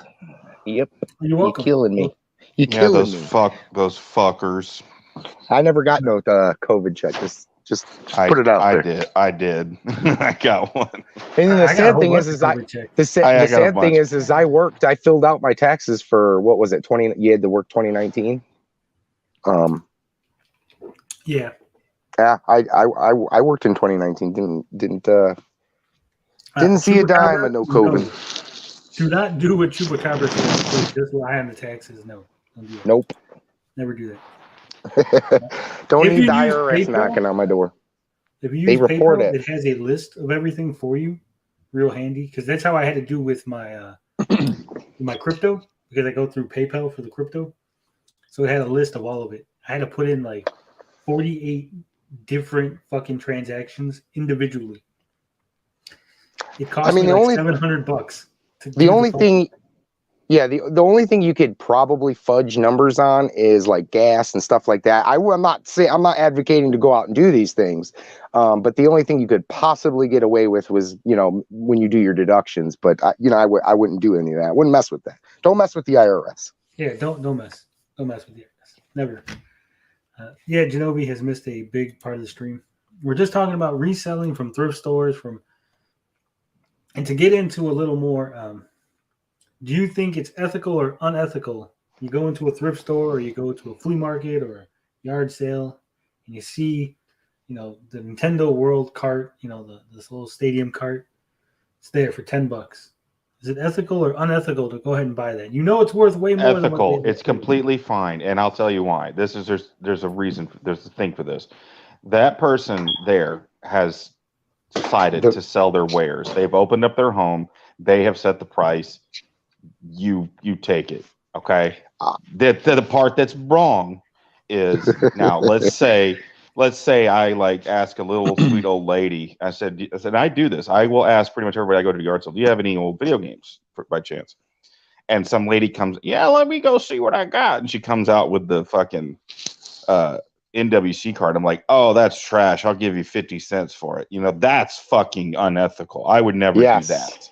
Yes, there's a difference. If they say, okay, I would tell them. I'd say, listen, that's a very valuable game. You can make a lot of money for that. Now, if she came out and says, I just want $5 for this, I don't need it. She set the price. Again, it's like if they choose to set the price, they can look at it. With a little old lady, it's a little bit different. But if it's like a younger person that has access and knows to look up on eBay, they can take that few seconds to look up on eBay. Everybody can do that. If they set the price, then you get to take it. You can take it for that price. And I agree with him on this. It all really comes down to how you play the game. And when I go tomorrow, you'll obviously see how I'm very crucial, very particular on what I will say, because obviously I don't want to spend, I don't have, you come across a NWC cart. What are we talking? 20 grand these days? I mean, yeah. I don't even have half that to pay for it if I tell somebody the game's worth 20,000. So if somebody with who has the ability to go on a phone and check prices themselves, if they don't want to put in the legwork to find out what their stuff's worth, then in the end they're asking a particular price. If they have, a set price, I'm not gonna haggle them down. It's like, I could understand there'd be some morals involved if you were like, this NWC cart's like $5. They want 5 for it, and you're trying to haggle them down from 5, right? No, you don't haggle. You take it. You should be paying that $5 for that $20,000 game. If they ask me, if they ask me, how much is this worth? Usually I do the right thing and I tell them, hey, look, this could be, this is expensive, but I'm gonna start doing the begging, right? I'm gonna go, this is a $2,000 game. I don't have $2,000. I'd love to have it in my collection. I wouldn't give them a value. I wouldn't give them a value. Normally, how I would play it, I don't say I wouldn't say, oh, that game you can get 20,000. I would say and I've done this before when they've, I have said that I want you to know you can get more for this. But what I'm willing to pay you is this, because I'm not paying fucking retail for games because I'm not reselling them. I'm collecting them. And I'm looking for deals. And I will tell them, I've said that. I'll say, look, if you want, you could post that online and get more money. But here today, I got $5 if you want to get rid of it. And I know that it's something worth something. I would do that and I would not feel bad about it because I'm giving them an out. I would, however, feel bad if I lied and said, oh, yeah, that game's trash. I'll give you like $1 for it. I wouldn't do that. That, I think, is unethical. However, I will say I have no problem saying you can get more for that if you choose to put the work on it. But right now, today, this is what I'm willing to give you. Right. And that's how I play it. Hold on real quick. Here's my take on the situation. I think it all depends on the person selling it. If the person's an asshole, right? If you go and you start looking at games and the guy's being an asshole to you. Exactly, yes. Exactly, yes. If the person is nice to you and you like if you're at a yard sale, right, and you overhear or you kind of figure that these people are moving because they're losing their house or something, right, and that's why they're selling stuff. Yeah. Then I would be like, you know what, that's worth like $20,000. I'm not gonna take it off you for $5, right? I'm gonna do the right thing. That's true. That is true. Like I said, if it's a little old lady who's like living on a pension, and this could really fucking help her out a lot, it's like. And I'll tell you what, good deeds always come back around on you. Yes, they do. There's been multiple times where I've been honest or I did something really nice, and then go freaking figure, like not long after, boom, something good, something. Yes. You don't expect it, but you're hoping like, maybe, you don't do it for that reason, but you're like, maybe that'll come around. Something good will happen to me for being the little old lady might have a sexy granddaughter. There you go. Let me tell you the number to my hot granddaughter. You're such a nice young man. That's right. See, you always gotta think 2 steps ahead. Then you go get her pregnant and dump her. Whoa. Seriously though, if it is just a normal situation and there's nothing, you don't know anything about the people, they haven't been rude to you, you just go in there, like you said, it's the asking price. They didn't do any legwork, they didn't do no due diligence. They just trying to get rid of it, right? So go ahead and buy it for $5. Not a big deal. Hey, somebody wanted to ask how much I tip when I go out to eat. 20%. Hold on, what's 1-inch biceps talking about particularly? What hippie stuff? What did I say? The karma stuff, good deeds paying you back. It's just personally, I've done a lot of good things. Like I was actually looking at my Facebook not long ago, and the old man was hurting for money a little bit, and for some reason he didn't ask. He's like, "Yeah, I need," he's diabetic, and for some reason he was short on cash, and the insurance just had raised up on him, and he's like, "Yeah, I need 150 for my like insulin or needles or whatever he needed." And it was like, why the fuck didn't you ask me? I was like, here's $150, right? Like, are you kidding me? You don't want to ask your kids for money. But still, it was like, here you go. Okay. Literally that night, I went out to the casino and I hit $1,500. Hell yeah. $1,500. Hold on a second. Gary doesn't have internet. Who's complaining about This was a monetary long. things. This was He's this going was a to the long time casino. ago. This was a long time I was ago. gonna say, This was like man, 10. This was 10 years ago, or about 8 years ago now. King of Wall Buttocks says you guys suck at old lady voices. Come and try out some of my daughter, Sonny. I think that's pretty good. It's pretty good. Yeah, but like I said, to bring us back around, more on topic, a thrift store is not a poor people only place. It's for everybody to shop. The whole purpose is they make money. They use that money to drive their real goal. Their real goal is not to sell cheap items. Their real goal is to take the money that they make and use it for charity and other donations, and to hire people who might not be able to get a job. Now they have a job doing thrift store sales. Yes. So technically, Tony, the more you spend, the better of a person you're being. That's right. Dorkalicious says, I go out of my way to do good deeds and still get burned by a-holes consistently. Yeah, that does happen too. You just got bad luck. Yeah, you just got. You know what? I don't like to talk about the good things I do. Right? I just do good things. Yeah, and I think that's part of it. I'm not looking for anything. Like if I give some money to a guy, or you did it just to be a good person, just to feel good about yourself. You know what's the worst though? I do feel bad because one time, right, I went into it was like a McDonald's. It was downtown.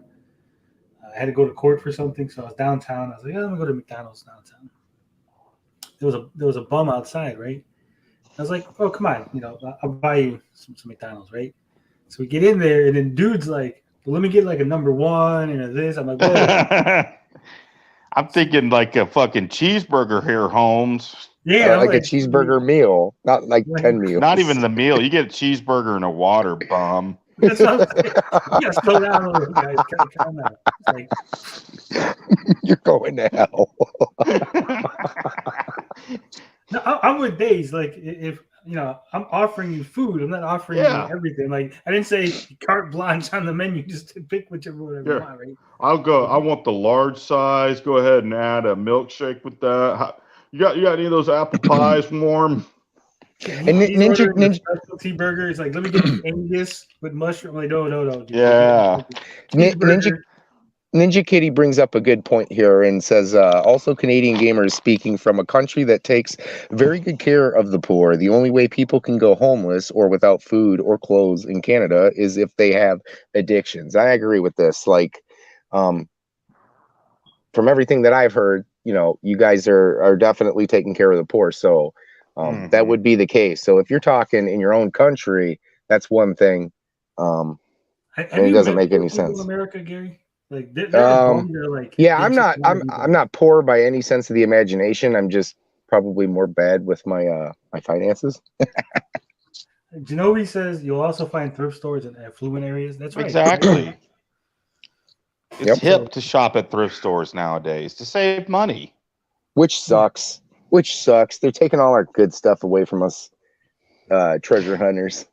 I will say that in my area, there is nothing good at the fucking flea market. Or not the flea market, at garage sales. It's a thrift store. Days is really big at garage sales. In my area, it's clothes, baby fucking stuff. Well, you got to go to a lot of fucking sales. Yeah, you got to go. I literally will go. I mean, I can go out for a whole day, like 8 hours. You're talking my wife about, and I won't find shit an entire day. You're talking about 1 out of 100. You're like it's a needle in a haystack. It really is. You have to like. That's why my collection has kind of expanded, because for the longest time I was looking for like old video games, and then I started collecting old toys, and then I started collecting old board games, and then I started collecting old boom boxes and shit. It's like you find what you find, and then you're like, oh, this is cool. You just got to expand what you're looking for.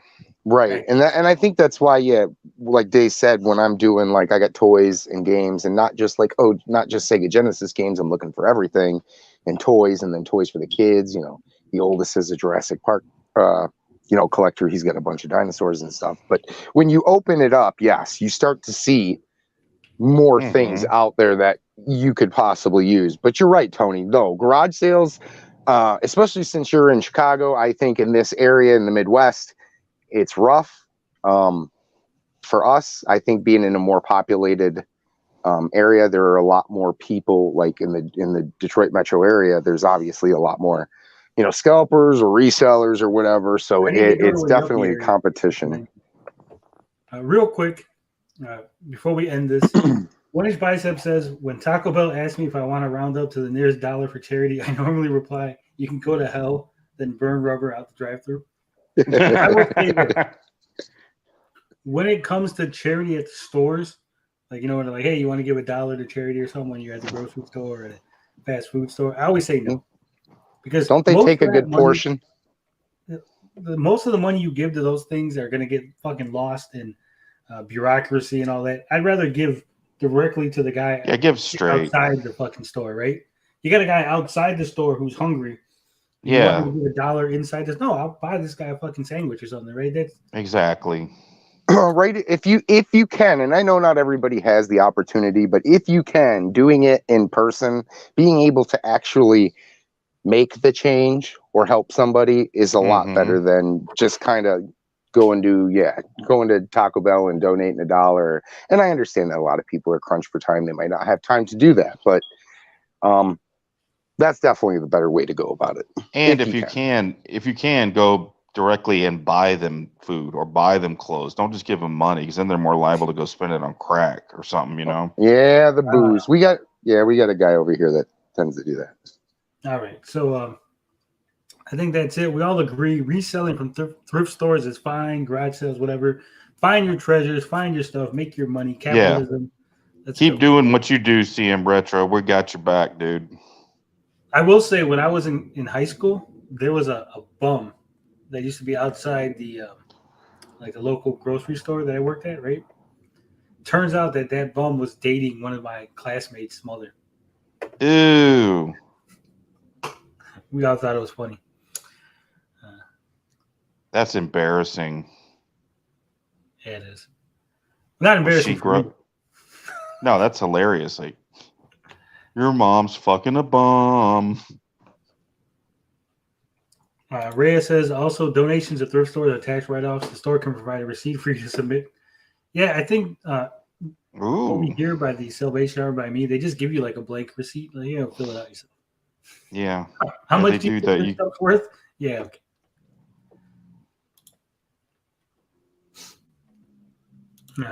Dorkside says, people are critical of resellers, usually don't realize it's happening everywhere, private, small biz, big biz. Yeah. In all due reality, most stores are resellers, right? You're not buying directly from the company. Right. Secondhand goods. Yeah, they're getting Walmart's a reseller. They're getting shit from. Yeah, Walmart doesn't pay the money you buy a Coke. If it's a 24 pack of Coke is $5. Walmart didn't pay $5, right? Walmart paid like $2, and they're fucking upselling it to you. They're the middle. They're the middleman. Talking about actual like sealed and brand new goods. Yeah. So, yeah. It's a dog eat dog world. That's all there is to say. Right. That it is. What are we gonna go to next? Have you guys heard of a man named Yuji Naka? Yuji Naka? I have. So he had a nice little Twitter thread. So I think it'd be a benefit if we look over it. Let's read it. Can you explain to the audience who might not be familiar with who Yuji Naka is, Gary, while I get this all set up? He was the front producer. He's producer, right? Of the last game was Balan's Wonderland, which I had it at one point. Yeah, I had it at one point. I actually sold it. I thought it was okay. He's done. There's other stuff. I mean, the name's familiar. Yeah, I know the name, but I don't know enough about it. I can't place the games that he's right. That the games that he's done, but I think he had a little bit of backlash with the with that game. Okay, well, since Gary doesn't know, let me hold on. Let me get the little banner going here. So Yuji Naka had a Twitter thread. We're going to go over it, reminding you to like the video, subscribe to the channel, share it with your friends. If you're not familiar with who Mr. Yuji Naka is, let me give you a little quick synopsis. He's the former head of the Sega Studio Sonic team. Yeah, He was the that's lead it. programmer of the original Sonic the Hedgehog series. He also led development on games including Night into Dreams, Burning Rangers, Sonic Adventure, and 3 games in the Phantasy Star series. He founded his own company called Probe, and he eventually ended up working for Square Enix to direct Balan Wonderworld. And that's where this thread comes in, because Yuji Naka There you go. That's what I meant. was Direct. removed Sorry. from Balan Wonderworld as the director and forced to keep quiet about it. And the reason he was removed, as he explains in the Twitter thread we're going to go over, is because he wasn't happy with the game and he wanted to actually fix it so it wouldn't be the shitty game that we got. Oh God. Square Enix has really been on my shit list lately with them censoring games, changing shit. Definitely. They haven't put any like serious love into their games for a long time. And they used to be a go-to company for me. Like if Square Enix would announce stuff, I would be like, boom, I'm getting it. Fuck, I don't even know what it is, but it's a Square game. Let me clarify that a little bit. I don't think that's entirely fair, because I do know that there are groups within the company, right? So there are groups and then other developers that work with them, and for all intents and purposes, I think Final Fantasy has gone down the drain. It's been like that for a while. I think there's an argument to make that, to say like whoever's working on the Dragon Quest series or that side of Square Enix has been doing a fantastic job with their games. Well, that's the Enix side. That's why. Right. I think it's the Square side that's the issue. I think the CEO, the studio, the heads of the company are the issue. Yeah, I agree. Clearly, if this game was a mess and he knew about it and he wanted to fix it, this screams, hey, we're just looking to kind of cash in. We don't care about the product that we ship. All right, so we're going to go through this thread real quick. It says, 6 months before the launch of Balan Wonderworld, a work order was issued removing me as director, so I filed a lawsuit in court against Square Enix. I would like to tell you that the court case is over and the work order is no longer in effect at this time. I guess he used the translation tool. That's why it says use translation tool to translate his own thread. It says Square Enix that does not care about games and game fans is no good. According to court documents, I was removed as director of Balan Wonderworld on 2 points. It was executed by the producer, advertising, sound director in charge, and human resources. First, a YouTuber was going to play the piano and publish the score of a game song for a promotion. And I got into trouble because I thought it was strange that the music was arranged and a ghostwriter wrote the score. And I insisted on publishing the score of an original song.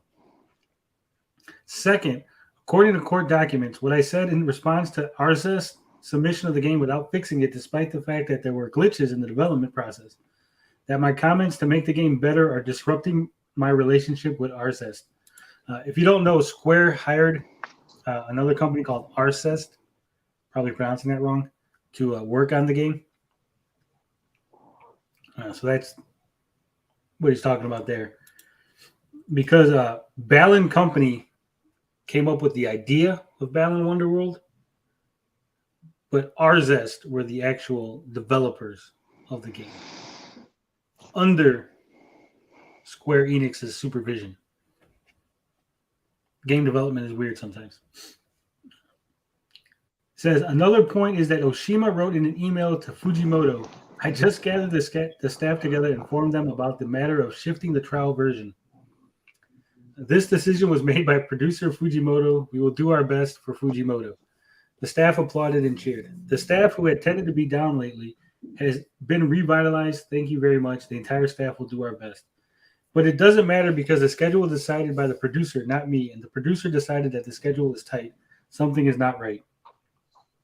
I still think it is not a good idea to release an original game only to have the sheet music of the arranged music available to the world. I think there is game music that everyone is familiar with that makes your mouth water. I think that is the original game music. I believe that a game should be made with the intention of making it a good game until the very end, so that game fans Yes. enjoy it when they buy it. I think it is strange to remove a director who comments on a game without consulting him because there is not enough time to do so. Retweets, likes, etc. on social networking sites, etc. were also banned. So I think Square Enix is not taking good care of their game fans. There was a lot of various comments and very nice illustrations of Balan Wonderworld, and I'm really sorry that I couldn't do anything about it. This is a rough translation. I'm guessing it's like a machine translated. That's why the English is kind of weird. But what I'm getting from this is I guess Square told them not to retweet people making, illustrations and doing fan works. Basically, they told everyone in the company, hey, don't go on social media promoting the game, basically, right? Just fucking, which is weird. Weird in and of itself.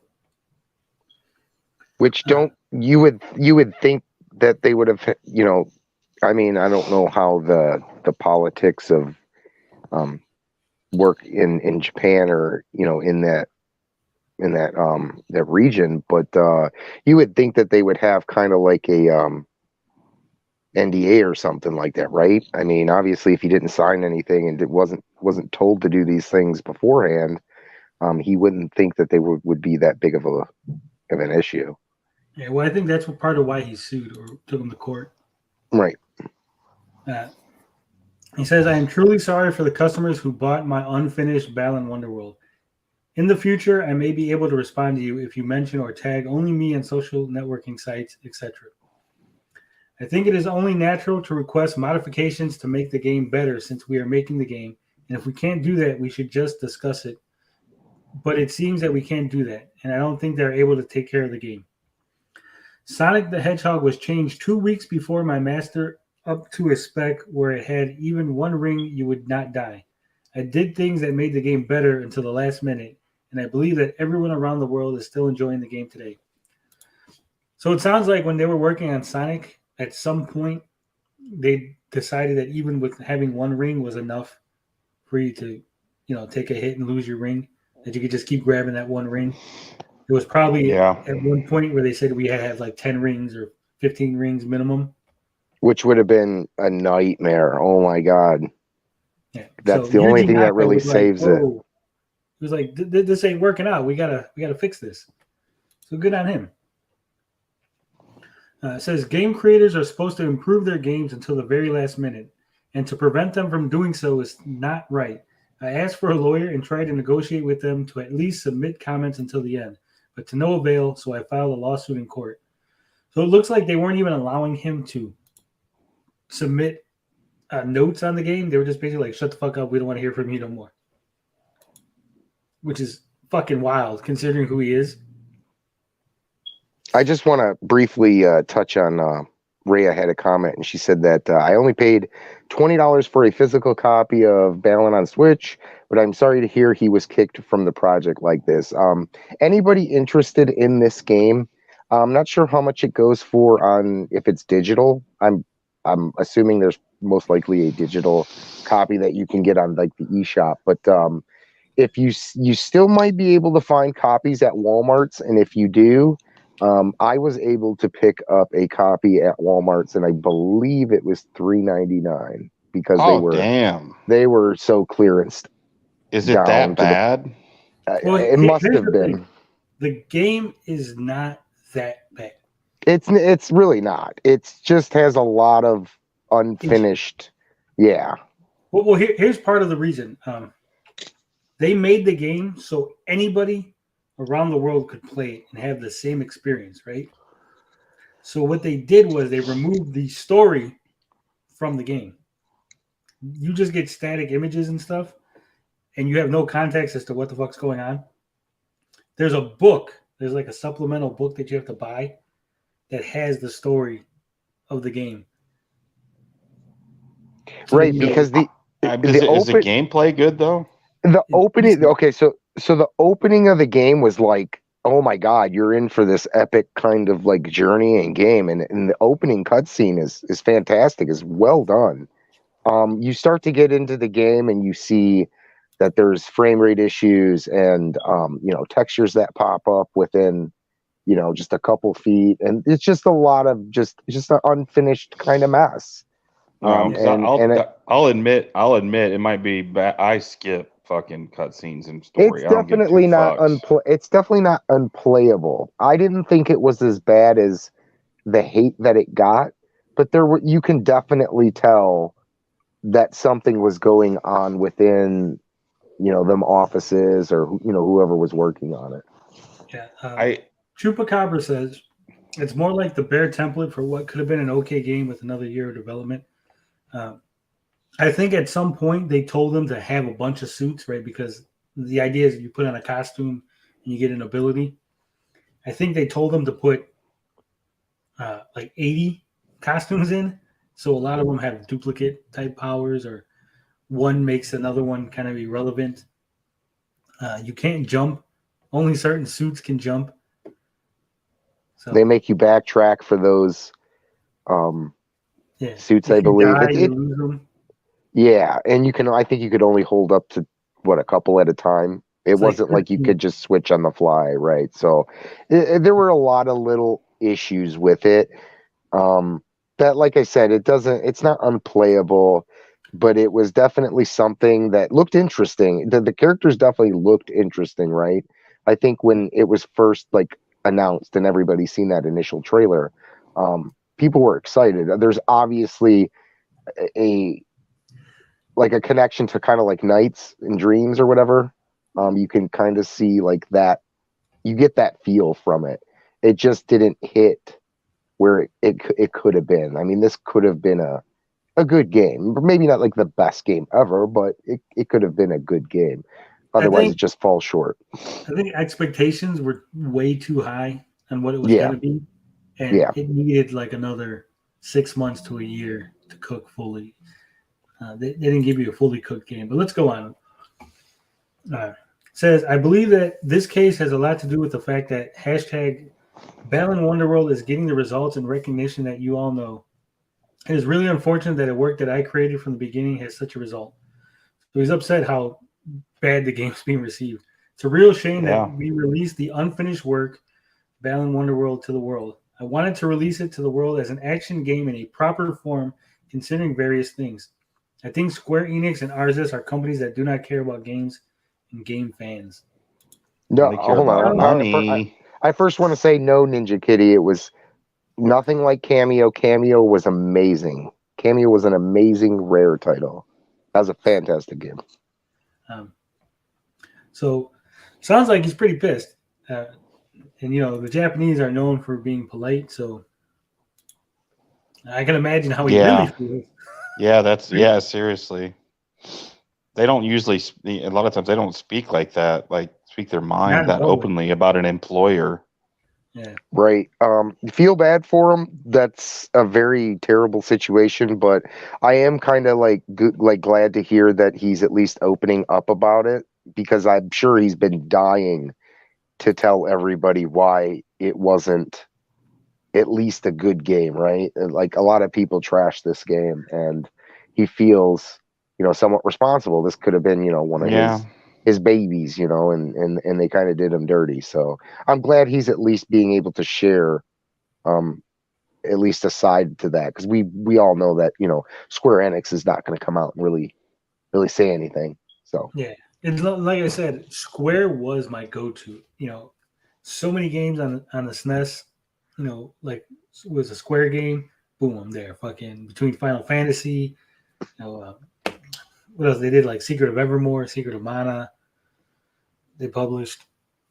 Square was fucking the shit back in the day. Yep. Chrono Trigger. Yep. A lot of games. Chrono Trigger, fucking classic. Now they're just shit, but they used to be such a good company. Yeah, those late era of Super Nintendo and early PlayStation stuff. I mean, there's just nothing like it, and it's a shame to see that at least parts of the company are not. And I think you're right. I think it's that, it's the Square side of it, because it just doesn't make any sense how things like Dragon Quest are still evolving in the right way. And a Final Fantasy to me just seems like a mess since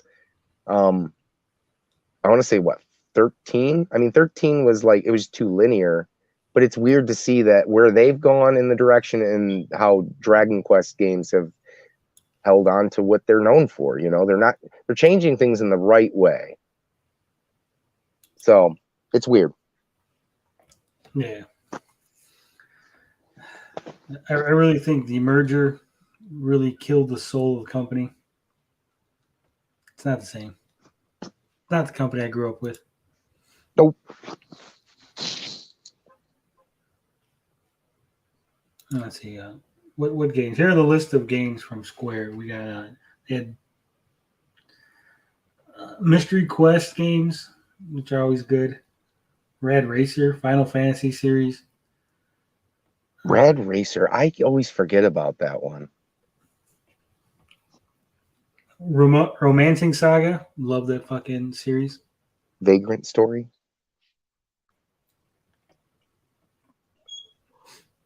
Breath of Fire. Can't forget that shit. Was Valkyrie Profile before the merger? I think the original one was. Yeah, they made quite a bit. The Front Mission games. Fucking Bushido Blade was good. Remember that on PlayStation? They did Super Mario RPG, which is fucking good. That's a great one. Like I said, Chrono Trigger, Secret of Evermore. They were a massive staple on, especially on the Super Nintendo. Like the RPGs and stuff were great. Yeah. And that shit carried on for years. The merger was what, like 2000, I want to say? Yeah. Blinded says Square is the next Konami, which fucking says that. I don't think they're the next Konami. I think they're already there. They've been there for a while. Yeah. Oh, True Power says the worst part of the game is they make you replay that crappy QTE scene like 4 to 5 times every level in Balan Wonderworld. Yeah. We don't have to do it. That's only if you want the like Balan trophies for the secret ultimate ending. And like they like to put out crappy mobile ports of their classic games on consoles, yeah. So fuck Square. Fuck everything they've been doing. They need to get their head out of their asses. Fix the Final Fantasy series. That was my go-to series, my go-to RPG. I haven't played one. Even the new one looks just ugh. 13. I haven't played 15. I actually got 15. I think I got it free with the PlayStation Plus. I haven't touched it. Go back to turn-based, man. There's nothing wrong with turn-based. Nothing at all. I think that's all we got on that, on the Yuji Naka. Sucks how they did the man dirty. I'm glad he's speaking up. I'm glad he's able to get his story out there. Hopefully, this gets picked up, makes a bigger deal than it is. Square Enix knows some shame. Maybe someone seppuku's. I'm not going to say that in the official clip, but I'll say it here. Yeah, Reyes says, I think Valkyrie Profile was by Enix pre-merger. Okay. Yeah, Konami doesn't make games, though. They just milk their IPs, yeah. I'm pissed off that that Suikoden, Konami didn't finish the fucking game series. They just left us with all kind of cliffhangers. There's one big thing that Konami could do in my eyes to really, if they're gonna milk their IPs, bring back, give me Snatcher, make a deal with limited run games, let them do a print run of Snatcher, and everything will be okay in my book. I want that so bad. I've been really holding off for this last like year and a half because limited run, and I had this conversation on Twitter. Limited run has done standalone Sega CD games, and they have been working closely. I think pretty closely. I mean, they're doing they're doing the collections, right? They're at least getting those out physically. So, you know, they have the potential. You know, they're making standalone Sega CD game reproductions.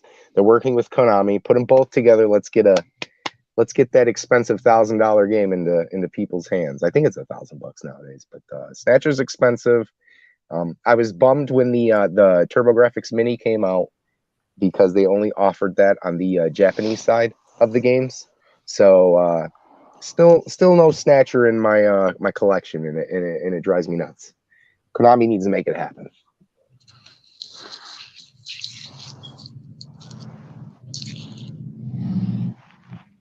I've never played Snatcher. I've never heard I of haven't it. either. It's that cyberpunk game, isn't it? Oh yeah, well, it's kind of like a mix, but like Terminator and it's a point and click, like along those lines of like a Something like that. dialogue. Yeah. But a really good game. A lot of people rave about it. There's, it's got its mini game sections and stuff like that, but it was a great game. I believe that was one of Kojima's first games. It's up to $1,000 now on the NES. No, that's Sega CD. Okay. I believe it's on Sega wasn't CD. Wasn't there one on the NES too? No, there's. What am I thinking of then? There's a copy, I believe, on a computer. I can't remember what, like a Spectrum or something weird like that. There's the Sega CD version, and then there is the not the Turbo Graphics, but what was it called in Japan? The PC. I think it was exclusive to Japan for PC Engine. There's 3 things I think it's on, or MS DOS, or something weird like that.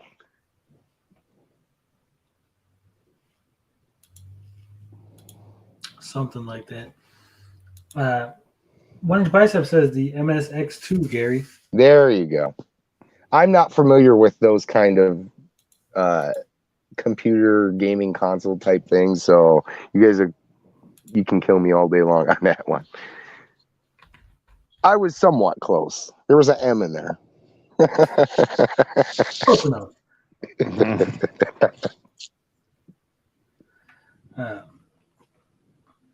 So we got a nice little press release here from Sega. We talked about them last week. A lot of people are upset about this. I'm not so upset.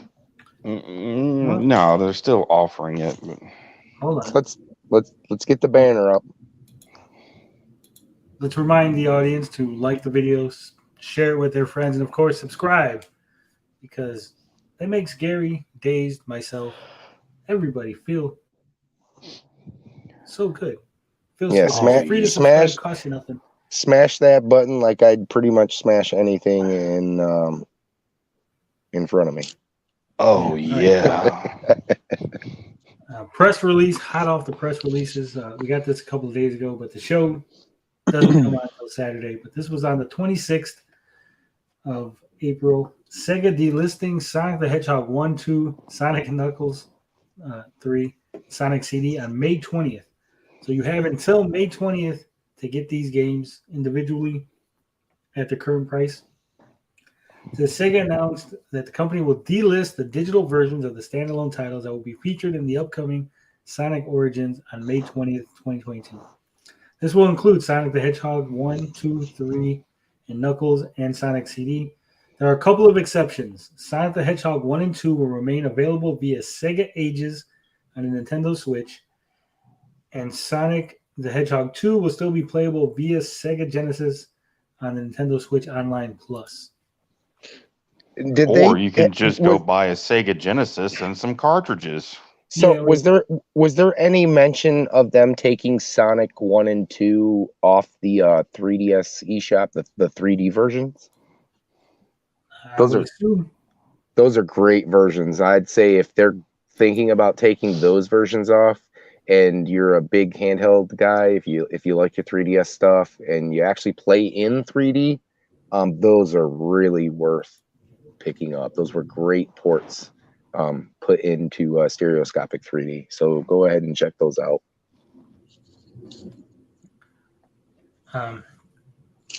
So here's my take, and this is going to be controversial. Here's my hot take, my controversial hot take. I don't think it's as big of a deal as people are making it out to be. I see it almost like when a game is out of print, right? When they're like, hey, we're going to stop making Sonic 1 carts anymore, right? That's it. Like, we're not making any more Battle and Wonder World CDs. We're done. If you can't find it, that's it. I think we're at the same point with, digital games are not going to be available forever. There's an expectation from some people that once it's digital, it should be just available forever. But we never had that expectation when we were buying carts, right? We knew that at some point the game was not going to be available. So if we wanted it, we needed to buy it. With that said, I do think, and again, I think that for preservation's sake, that something has to be done where the company should put it somewhere on a floppy or something and say, hey, we got the game saved. You can go to the fucking Sega Museum and play these versions of the game or whatever, right? And this is a big difference from talking about companies that don't exist anymore, companies that like obviously you're getting it in another form, right? I mean, to me this is different than like I'll bring up Snatcher again. Like obviously, like nobody really can play Snatcher. It's $1,000, it's probably $1,000, $500,000 game, complete in box. This is a little bit of a different story. I mean, there are so many places to play Sonic 1, 2, and 3. It's insane. Like they're on compilation discs.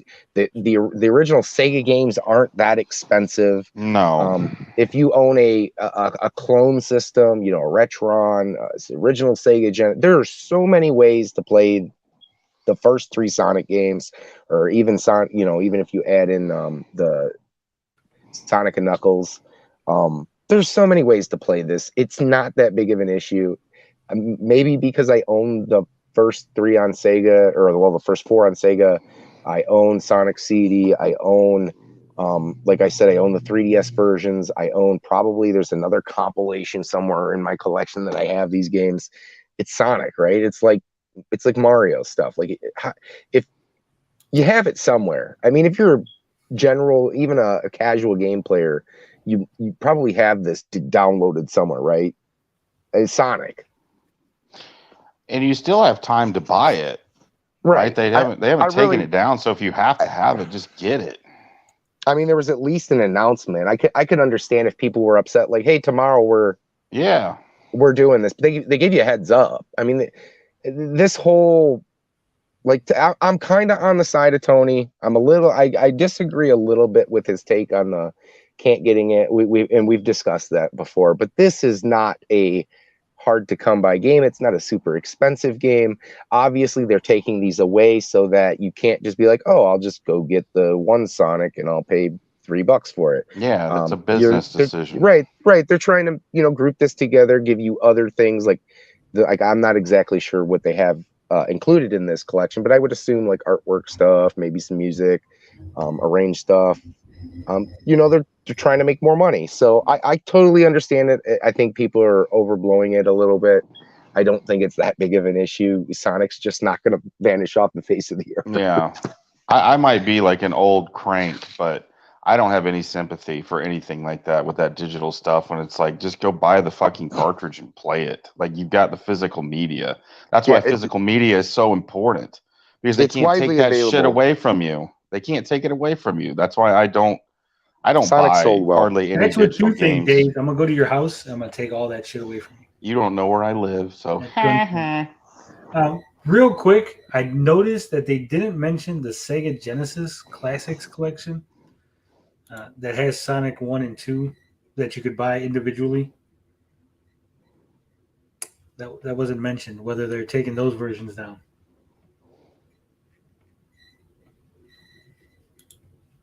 So that'd be interesting to know if those are still going to be available. Because I have them on Steam. One of the few Steam games I have the whole Sega Genesis. It was like classic collections, like 50 games. And then I have them on the PlayStation 4. So.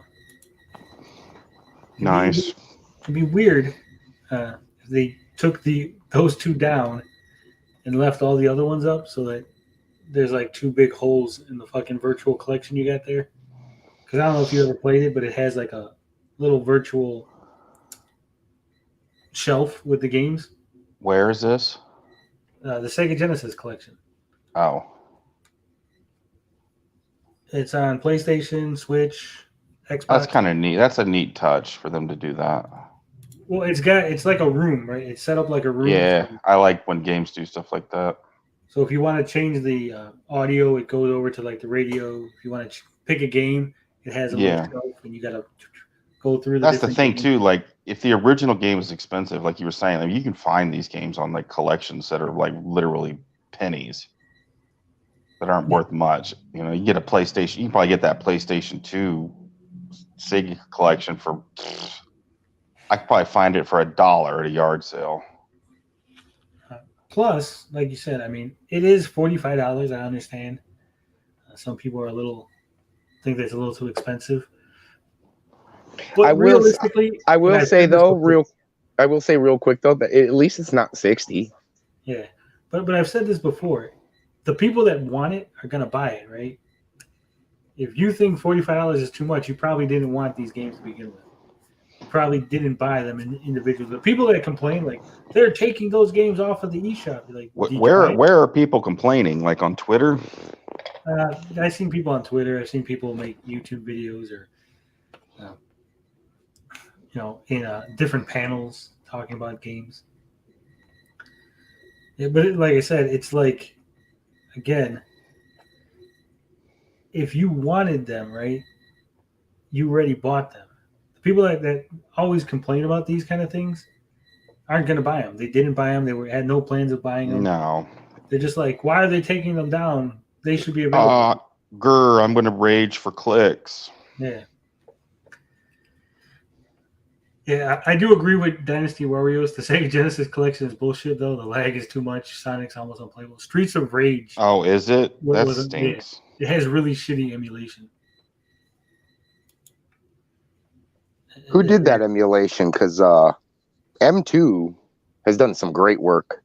And like I said, the emulation done on the 3DS versions were so good. I'm not sure who did these, but they're shitty.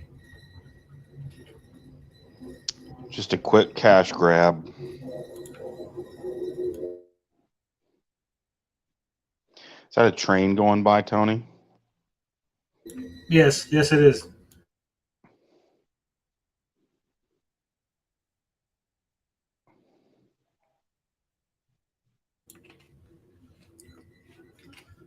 I was wondering if you guys could hear that giant loud train that's shaking my house. I can hear the tracks, or like the wheels on the tracks going. Well, that little like noise right there, that's the Love you, buddy. Good night. Moving. I agree with King of All Buttocks when he says Sonic will always be second file to Mario. Probably always. Fiddle. He probably meant Fiddle. Yeah, Fiddle. Oh, Fiddle. Okay. Yeah, I agree. I liked Mario just a tad more than I did Sonic. I mean, I think in terms of like characters, like design wise, I think they're both fantastic. Yeah, Sonic's an absolutely. You might even edge out Mario as a better looking character. Mario's pretty plain. I mean, if you go back to the olden days when Mario really didn't look as good as he does today, and definitely gameplay wise, right? If we're comparing like Mario 3, the sprite to a Sonic, there's no comparison. I think Sonic looks better, but definitely the Super Nintendo Mario World Mario, I think, was a big leap ahead. Like, I think they're fairly comparable, especially like the Mario with the cape. He looks pretty cool flying. But overall, I would agree. I think the gameplays from at least Mario is better than Sonic. Sonic was hard. There are a lot of design choices in Sonic that really are questionable, and maybe that goes back to like what we talked about not that long ago with him kind of making it better. So I think that has a lot to do with it, and my love for Sonic. At least it was a difficult game when I was a kid. Sonic 2 was something I didn't beat until like 2010. So I've never beaten a Sonic game. I can't. I cheated. I used the cheat codes on Sonic 1. Oh, that doesn't count. I've only beaten 2, and I got super lucky. I had scored so many like free guys at the beginning of the game Because when you get to like certain areas, you just really have to get lucky and take your time with the level. So the level will kill you quick if you're trying to if you try to take Sonic at its Run value, through like it like it is Sonic speed. you can't because you're gonna hit It's a trap, dude. a It's trap. But it all comes down to the end when you fight like Mega Sonic or Metal Sonic or whatever the hell the big machine thing is or whatever. Or you really have to have a lot of guys, because if you haven't played it in a long time and you're like, okay, well, what's the pattern here? I got so close, I got to the very last guy and I beat the game, and I was like, holy shit, I beat a Sonic game. And Sonic's it's a pain in the ass. Yeah, I just never put as much effort into playing Sonic games. Like I didn't really have I had a Genesis when I was older, but I just grew up playing Mario games. That those games are just like I can fly through those games easily. Unlike these two, I have live, so I didn't put in the hours to master these type of games. I can't play a Mario game like Days. He's like no death run. I was like, I hear that shit, and I'm always like, wow, that sounds like a lot of work for a game. I just want to beat it. I don't necessarily need to like make a fucking perfect run at it, but whatever. Yeah, you're sadistic. Mario 3's fucking hard. I seen you playing that the other night. That is a tough game. Yeah, it is tough. But it's not it. Sonic always sucked. And I'm going to agree with Carl and what Days just said. The whole gimmick is that he runs fast. He runs fast, go through, and then you try to do that. And you can't. Right. Yeah, you can't. That was the big problem with me when I was a kid. Is it Sonic 1? There's one of the Sonics where you could actually go so fast that you hit the edge of the screen and then die because you've gone past the screen. I don't. Doesn't it, when it gets to the center of the screen, though, that it scrolls with them? I've never had it die. I've never had it die like that. Can you get to the edge of the screen? I don't know exactly what he's talking about. Maybe somebody else knows.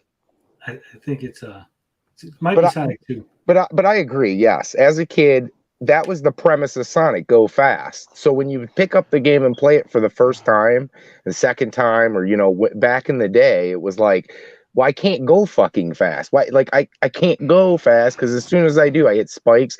That's what's aggravating about the game. You're trying to go fast, and they let you do it for sections, but then you're like, oh, I hit spikes. Ooh, I fell into a pit. Oh, I'm now in water. Like it's annoying. And the point that he just made is, yes, the top row is the easier row, but I always end up fucking falling down to like the bottom where it's like this shit zone.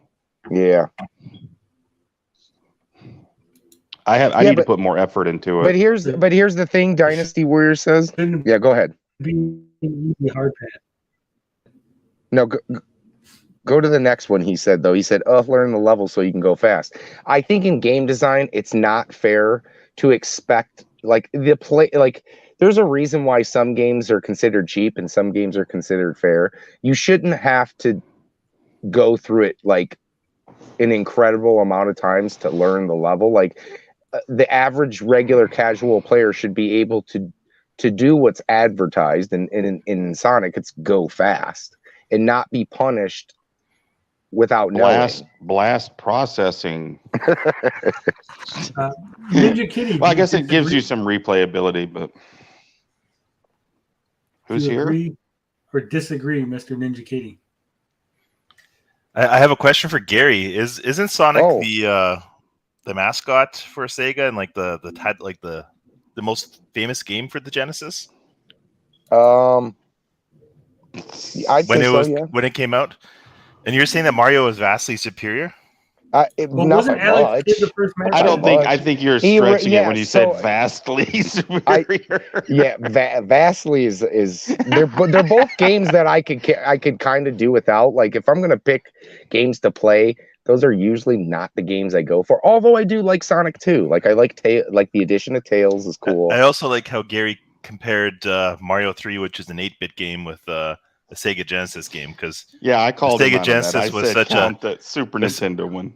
It's so inferior that you have to put a Sega Genesis compared to a Nintendo, because Super Nintendo is so much better. Let's be fair. Oh God. His upgrade from 3 to Super Nintendo is not an overhaul.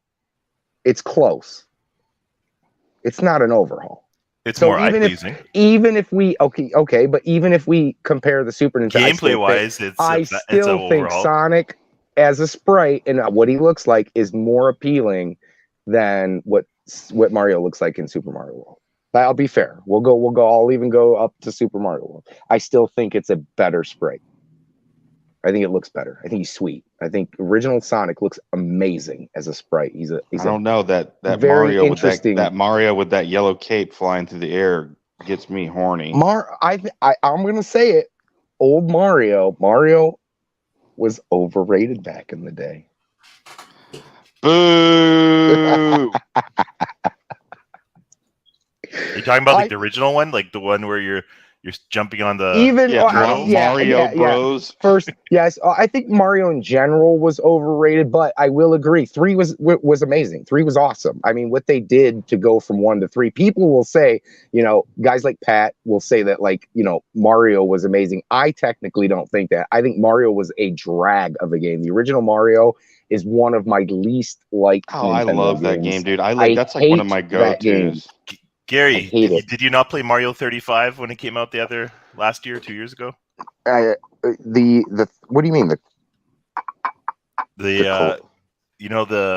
call it? The 3-pack? The multiplayer one. No, the multiplayer game where Last Man Standing, where you could compete against other people. I did not know. No, where they had it on for like a limited time. I played 100 hours of that game because it was so good, and the physics, because they changed it to the current Mario physics, not the original one. When you use the current physics on the original Mario game, it still holds up great. Like the levels are awesome. Well, he used to slide more in the original, right? Then he had a little bit of. He did when you bounce off the enemy's head. You felt like a brick. Like you'd always fall down. Yeah, you didn't get that like extra boost. It didn't. So it didn't have the inertia. So when they did for Mario 35, they have what the current games are like, and I played like 100 hours of that game, and those levels still hold up, even though it's so damn old. I mean, I really missed out. I didn't play it. I have more love for Mario now than I did when I was younger. When I was younger, I just was like, no, we're not fucking playing like the original Mario. I loved Mario 2. Mario 2 was another fantastic game, but it wasn't even a Mario game. Well, right, it's not a Mario game. That's why I said 3. That's why I left. Doki Panic. That's why I left 2 out, because 3 is really the. Yeah, but we didn't know. We didn't know growing up. I thought 2 was amazing. We had no idea that it wasn't a real Mario game. To me, it will always be a Mario game. But no, I think Mario's. It's not my favorite series. Mario's obviously a great character. He's just been around forever. There's no talking about video gaming, and Mario can't be included into that conversation. But getting back to Sonic. Yeah, if I get back to Sonic, is. I just want to say because I never played much Genesis back in my youth, and I had the opinion that when you played Sonic, that you did move fast, kind of like Unit Racers on Super Nintendo. Have you ever played that game? Yes, I know what you're talking about with the unicycle. Yeah, I played it. Where you're constantly moving. That's what I thought Sonic was like. You're constantly moving, and it's basically at the time your jumps. But when I did rent a Genesis and played it, I was like, "Holy shit, this game sucks." Like what you guys said, you always have to stop. Like, yeah, it felt like I didn't go fast much. It's like, oh, you go fast for a couple seconds through like the loopity loop, and then and even that, the biggest issue with Sonic is it. Even when you are on a good like run and you're cruising through the game, I think there's certain parts where you want to go faster, right? You want to move him. You want to be able to do like a turbo shot, and that's like I've always said. Sonic games got better when I don't know if anybody's played Sonic Rush, where you can give him those boosts and you can kind of do like trick jumps. I think they kind of nailed it there. That's what the feel of Sonic should have always been. Because yeah, it just feels like you don't get to go as fast as you want, and then there's always something every 2 seconds stopping you from going fast. Now obviously that's part of limitations, but it's still a drag. It's annoying. The game needed less spikes. That's all I know. Yes. Yeah. Less spikes and more less pitfalls too. And no water levels either. Those are awful.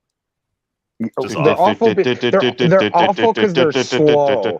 Nobody wants to use Sonic and move at the speed of molasses. That's I hate the those problem. levels and having to drink those stupid air bubbles. Like, ugh. The Mario, even the original Mario 3 World, those water levels. Oh, way those are not better. bad at all. Yeah, those are real quick, because Dave Real and Gary both didn't know what the fuck I was talking about, and they made it sound like I was an idiot when I said Oh, if what? you move too fast. What'd we do?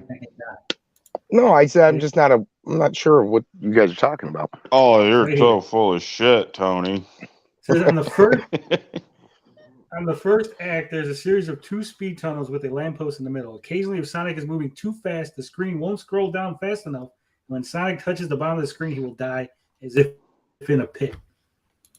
The game literally cannot scroll fast enough to keep up with Sonic at certain sections of the game, and you'll fucking die. You said that's in the first Sonic. Yeah. They probably just hadn't worked it out yet. This is fixed in the second Sonic, right? Probably. Because it's probably something I have come across, but it's something that you don't really think of too much. You think it's more your fault, not the game's fault. I've never played more stupid things like that.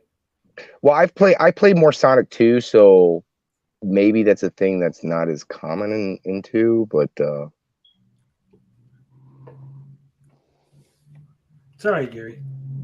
Just let this be a lesson. Don't ever doubt me when I say things, because I know the fuck I'm talking about. Never wrong. That's what this cult is maintained on. Me never being wrong. Gary, take another sip of the Kool-Aid. You were wrong, though. Weren't you wrong with the cat game? The Cat Ninja game or whatever it's called? How was I wrong? Did someone literally slapped the fucking logo onto something that it didn't belong on? That wasn't my fault. Hold on. Wasn't he wrong about the Tom Cruise thing too? No. It's not been proven yet. All right. But how do you feel about the Sonic games getting taken down? That is the topic. Ninja Kitty. It's not a big deal since they already said you can play it so many different ways. I don't think it's a big deal. Isn't it on the Nintendo Online platform also? If you have the Family Plus, the Sega thing. Yeah, I think it is. I mean, it's a staple game. It should be there. Not a big deal.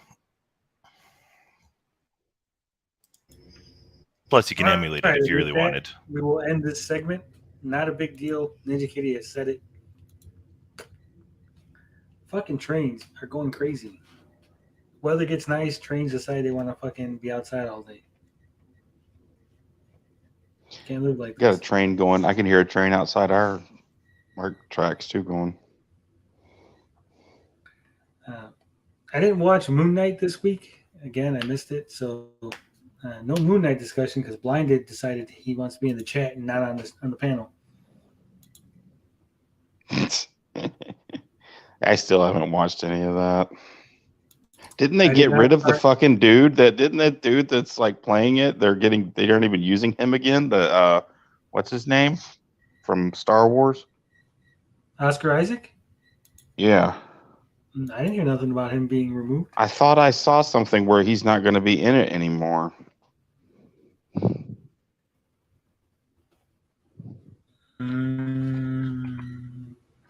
I've heard nothing of that. It says Marvel ditches Moon Knight, leaves Oscar Isaac with. No. Says Where did I new fucking Marvel see star that? Fake. Oscar Isaac reportedly quits upcoming project, but nothing Marvel related. Maybe I saw the other thing and I thought it was Moon Knight. Oh, he hasn't signed. It says right here he hasn't signed on to reprise the role yet, though. He's holding out for more money. I guess. I think we should take a look at a few of these polls that I put up on YouTube. something about fan interaction and paying attention to the audience. Some people kind of like that shit.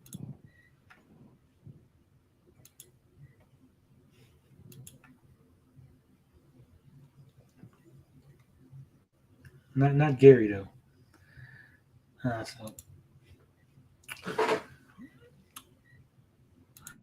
Quinoa Buttock says, "Remember how Mario made it to 3D beautifully in Nintendo 64 and Sonic Saturn games were a disaster?" It's true.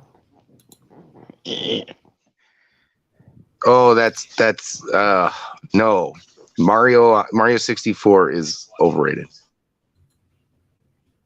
Oh my Ooh, god! I've never played Mario 64. I wouldn't know. What? How do you have a geek gaming channel webpage? I don't know how many times I have to say this. After the Super Nintendo, I went to PlayStation.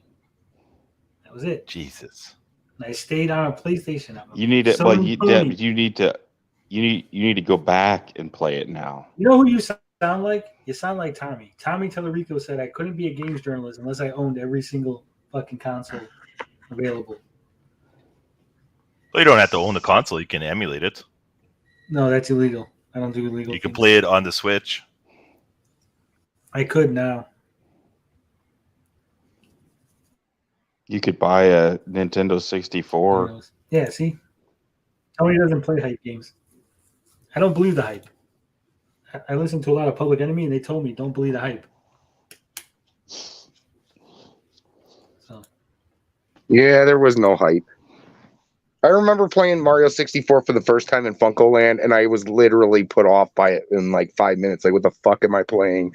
This is not 2D pixel art. This sucks. I didn't like it at first either. I thought he was ugly, but like after a while going back, I love that game now. You know it's good? Yeah, I didn't play 64. I've never played Nintendo 64 at all. Ever. I briefly played the GameCube when one of my ex-girlfriends had a GameCube, but that was it.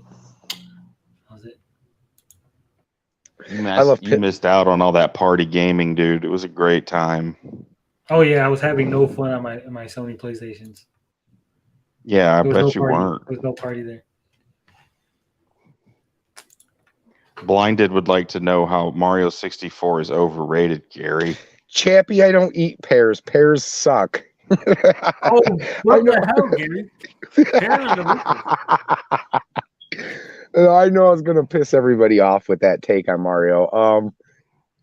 Yeah, I just didn't. I don't know. I just didn't transition well with that when it came out. I just remember not liking it, and that was the main reason playing Mario 64 at Funko Land for like 20 minutes and fumbling around with the controller, and it was a foreign experience. It was like, wait, why isn't this moving? And I'm holding it with like one hand on the D-pad side and one hand on the button side, and I'm like, this doesn't feel right. Gary, is your issue with, and this I would agree with this, is your issue with the game or the controller? Because I don't like the N64 controller at all, but the game is pretty good. For that game, it's funky. Okay, that was the main put off when I was a kid. I have a lot more respect for that game nowadays.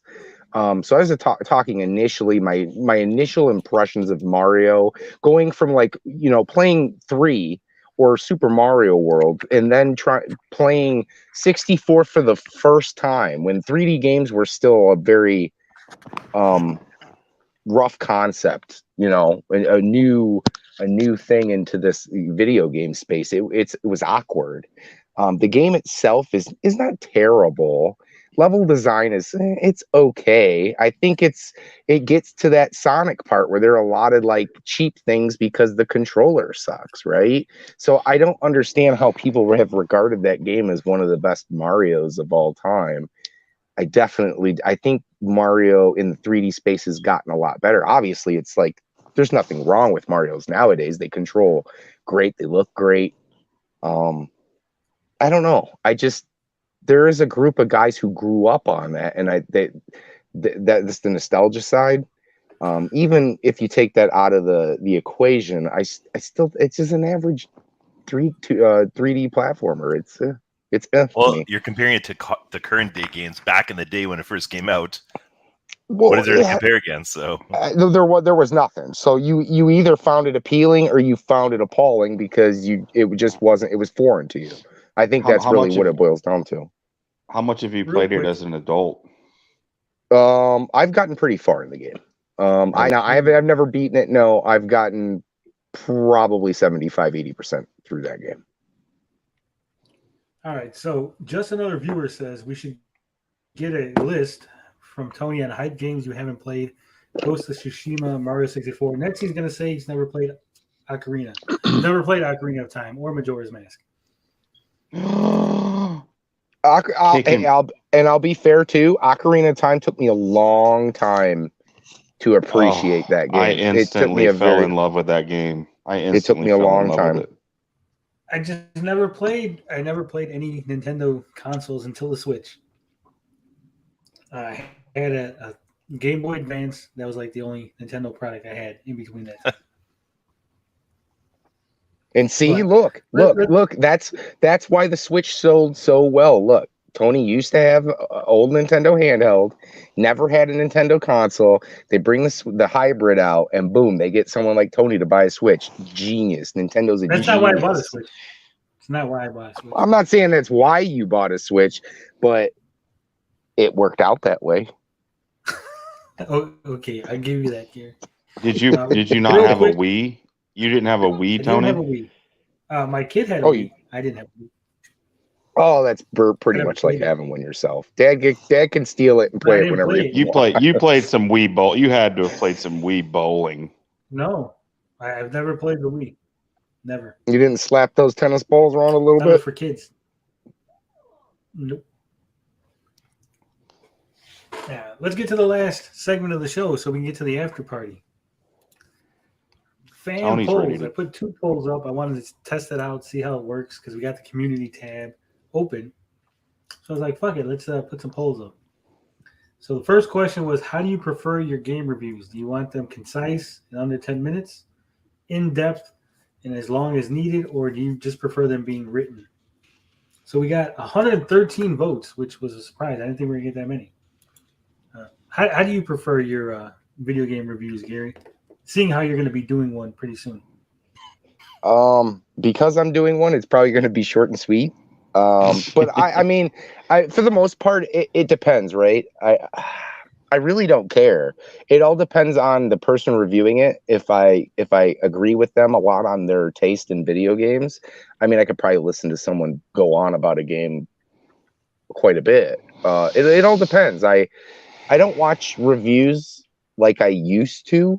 You know, I don't try to sit through the entire video. There might be, like, I look at a game and I know whether I want it. I know whether I want to play it. I know whether I want to own it. I've played games for so long. As long as the controls are good and the frame rate is not going to take away from the experience, I just know what it's going to feel like before I get it into my hands. Like just watching 5 minutes of gameplay, and like I look at Shredder's Revenge, like, do I need to play it to know that it's going to feel like a beat 'em? Like it's going to feel kind of like Scott Pilgrim and classic beat 'em ups with these power ups, and I already know that I want it. So a review is not a big deal to me anymore. So I'm either way on it. It really doesn't bother me. If the person reviewing it's interesting, if it's a 10-minute review, then it's a 10-minute review. If it's a 3-minute review, then I mean, there's a lot of people doing 3-minute reviews now. But to me, it doesn't really matter.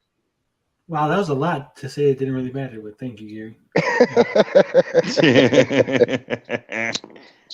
Bomberny says he likes hour-long deep dives into games, but mostly older games, though. Fair enough. What about you, Days? How do you feel?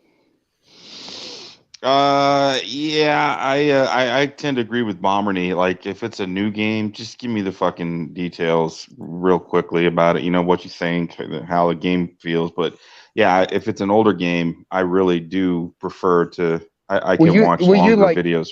You like the retrospectives on them? Yeah, I just like to hear about the history and just, I don't know. But that could just be because I'm more of a retro gamer anyway. So my interests are more about retro gaming. So I guess I do prefer. I guess I would say that I prefer longer reviews. I guess because if it was a game, maybe if it was a modern game I was interested in, maybe I would want a longer review. But there's not too many modern games that I am interested in. Blinded Braille says he likes 3-hour video essays, so I play and listen. What about you, Ninja Kitty? Do you like them short and sweet, as long as they need to be, or would you just rather read a review? Nope. Between 5 and 10 minutes. Because anything longer than that, at that point, you're getting spoiled from the game, and I don't want to be spoiled. And 2-minute reviews are just too short, so you don't need but you basically, when you go into a game, you don't want to be spoiled. You want to know whether it's playable, whether the controls are good, how long the game is, things like that. Yep. Yeah, that's keep fair. it simple, keep it easy, because I don't want to watch like some of them. Some sites or some channels have like the first 30 minutes of the game. Like I don't watch those things because I want it to be a surprise to me. So yeah, see, I don't really care if I ruin the surprise. I'll look at like every level and be like, oh, okay, what's the boss on this level? Oh, what's this? Like, I don't have to be surprised. Fair enough.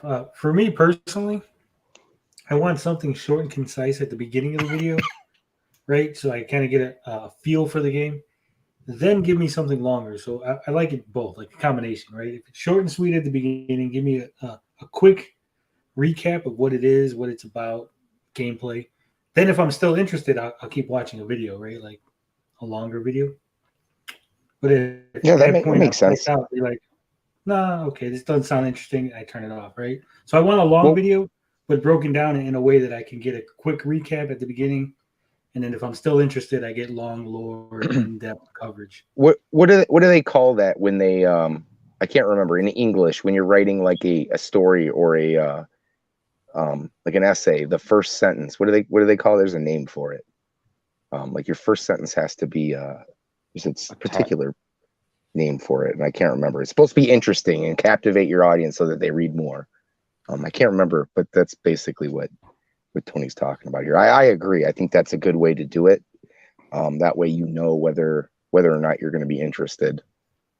The hook? Is that all they called it? Was the hook? It says the hook is the first sentence of your essay introduction. Okay, well then the hook. There you go. There's a name for it. All right, so the audience of 113 people, 42%. Well, we'll go with the lowest.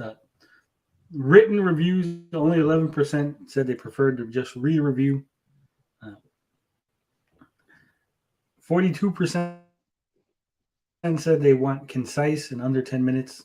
And 48% said that they wanted in-depth and as long as they needed to be. So almost 50 people. So it's pretty good. Wow. And the second poll was, of course, about the intro song. I wanted to find out whether or not we wanted the intro, me doing my little thing, whether we wanted the song, what's going on. So I said the 4 options were you don't need an intro, keep the song though. I missed the theme song but hate the intro. I want the theme song and the intro, or you don't need either one. 61 people voted. What do you guys think? Do we need the theme song from Tommy O and my little intro, often imitated, never duplicated, Tony TGD, blah, blah, blah, blah, blah stuff? I Gary, think that's the big. I think, Tommy's intro and the your intro. Yeah, I like it. What about you, Ninja Kitty? No, I have the opposite opinion. I think the intro, like where you talk, is good, but you should play the song at the end of your videos. Because all I do is just fast forward it whenever you have a video. Oh. I can't wait 30 seconds. That's too long. That's what I've heard from a lot of people. It's too long. That's like most other channels have like a 3-second Quick video or something. Something quick, and 30 seconds is too much. You could take like a part of the song, like, and just use it, like, instead of playing the whole thing, just like a quick little. It's a good thing you said that, Days, because Tommy O actually did make a whole bunch of versions of the song. Nice. I do agree here with Ninja Kitty, because anytime I do click on DJC's video and his intro is fucking god awfully long. Yeah. So when we did do the the song we did today for our intro, and I did say something about it. I was like, hey, that was like 3 minutes long. It felt like I was sitting there forever. Yeah, but that's for the live streams. The 3-minute song is for the live stream, so people can funnel in, right? They're not just gonna be here all at fucking Right. start time. But here is one version of the new theme song, or the new what's the word I'm looking for? Shortened theme song. Mm-hmm. I don't know whether or not I should still do the introduction, say a little bit about what the video, then play the like 7-second theme song, then get into the video main topic. Maybe I'm gonna do something like that. But here's what we came up with. It's time to. It's time to listen to the Geek Getaway.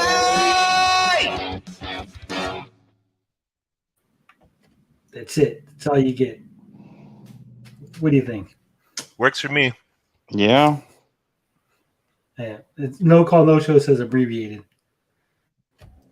You just need like an animated, something animated. I recommend. Yeah, something. I recommend Kermit crotch dropping the people. Well, the other version is the same thing, but it adds the beginning where listen to Tony TGD today. I thought that was a little narcissistic, since there's more than just me on the channel. Tony and Like, don't Dazed listen and to the other Ninja guy, Kitty just Gary. Tommy, you'll work on it where you incorporate everybody's name. It's like a fucking 3-hour song. Then you got Blinded Braille. Chappie says, I like the abbreviated at the beginning and full version at the end. Yeah, We should get that Ocean works. Sword Run to do the animation. I agree. I missed the tube. He's got to bring back the tube. He says it takes too long to make, but I know a guy who can do animations. No, that guy doesn't exist. No, Tony has a friend who has an animated YouTube channel. Oh, there you go. He's a complex guy. You should ask him for help. I don't think he does those. I think he hires somebody to do that. I was working on an animation, but I took too long. You did, Gary. Everyone forgot all about that. That was like 2 seasons ago. Yeah, 2 seasons ago. I've been with you guys for a year. 2 seasons ago. Yeah. Fall and winter. Seasons. Fall and winter. Okay. They're those seasons. Okay, I'll admit that. It's been 2 seasons. All right. So the poll results for that were 5% said, I missed the theme song but hate the intro. So only 5% wanted just the theme song. 10% said you don't need an intro, keep the song though.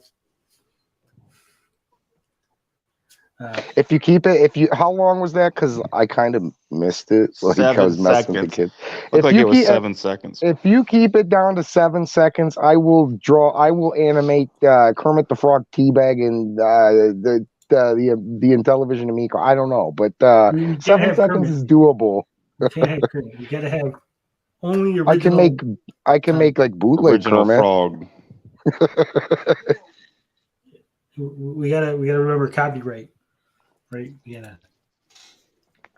28% said they want the theme song and the intro. Those are my favorite. I agree with those guys.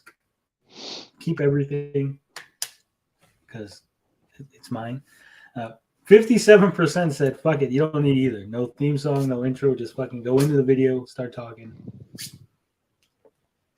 Short, like right to the point. There you go. Right to the point.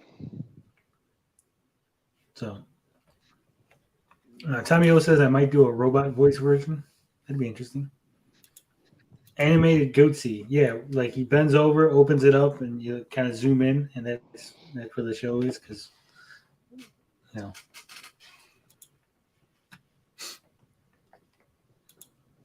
But I think that's it for the show. We've been here almost 3 hours. It was only supposed to go 2.5. Holy shit. That 3 hours went by quick. I know. It always does. When we start talking, fucking time goes by. But we are going to do an after show. I got it all set up. I just got to put the link in the chat. Give the link to the fellas. We're going to be doing $10 shots. Shots. Because I'm not just going to drink for the hell of it. I'm not Bob. I'm not just going to show you drunk. You got to earn that drunk. Oh, it was good fun yesterday.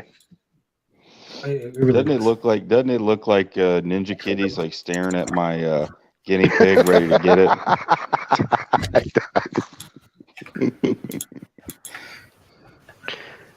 I still look at that damn thing and I think it's a cow. But he's never played Mario 64. Yeah, I'm not an idiot.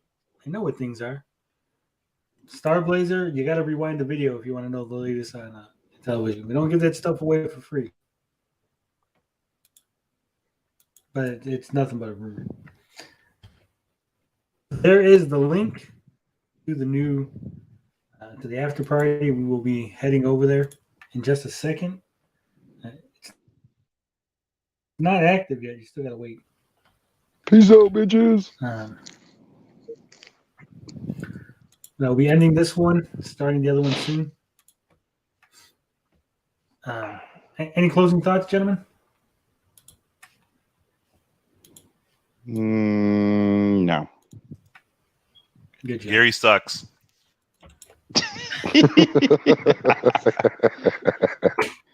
But how about his taste in video games? Carl says his taste in video It's games impeccable. Impeccable. I'm the only guy you should come to for suggestions.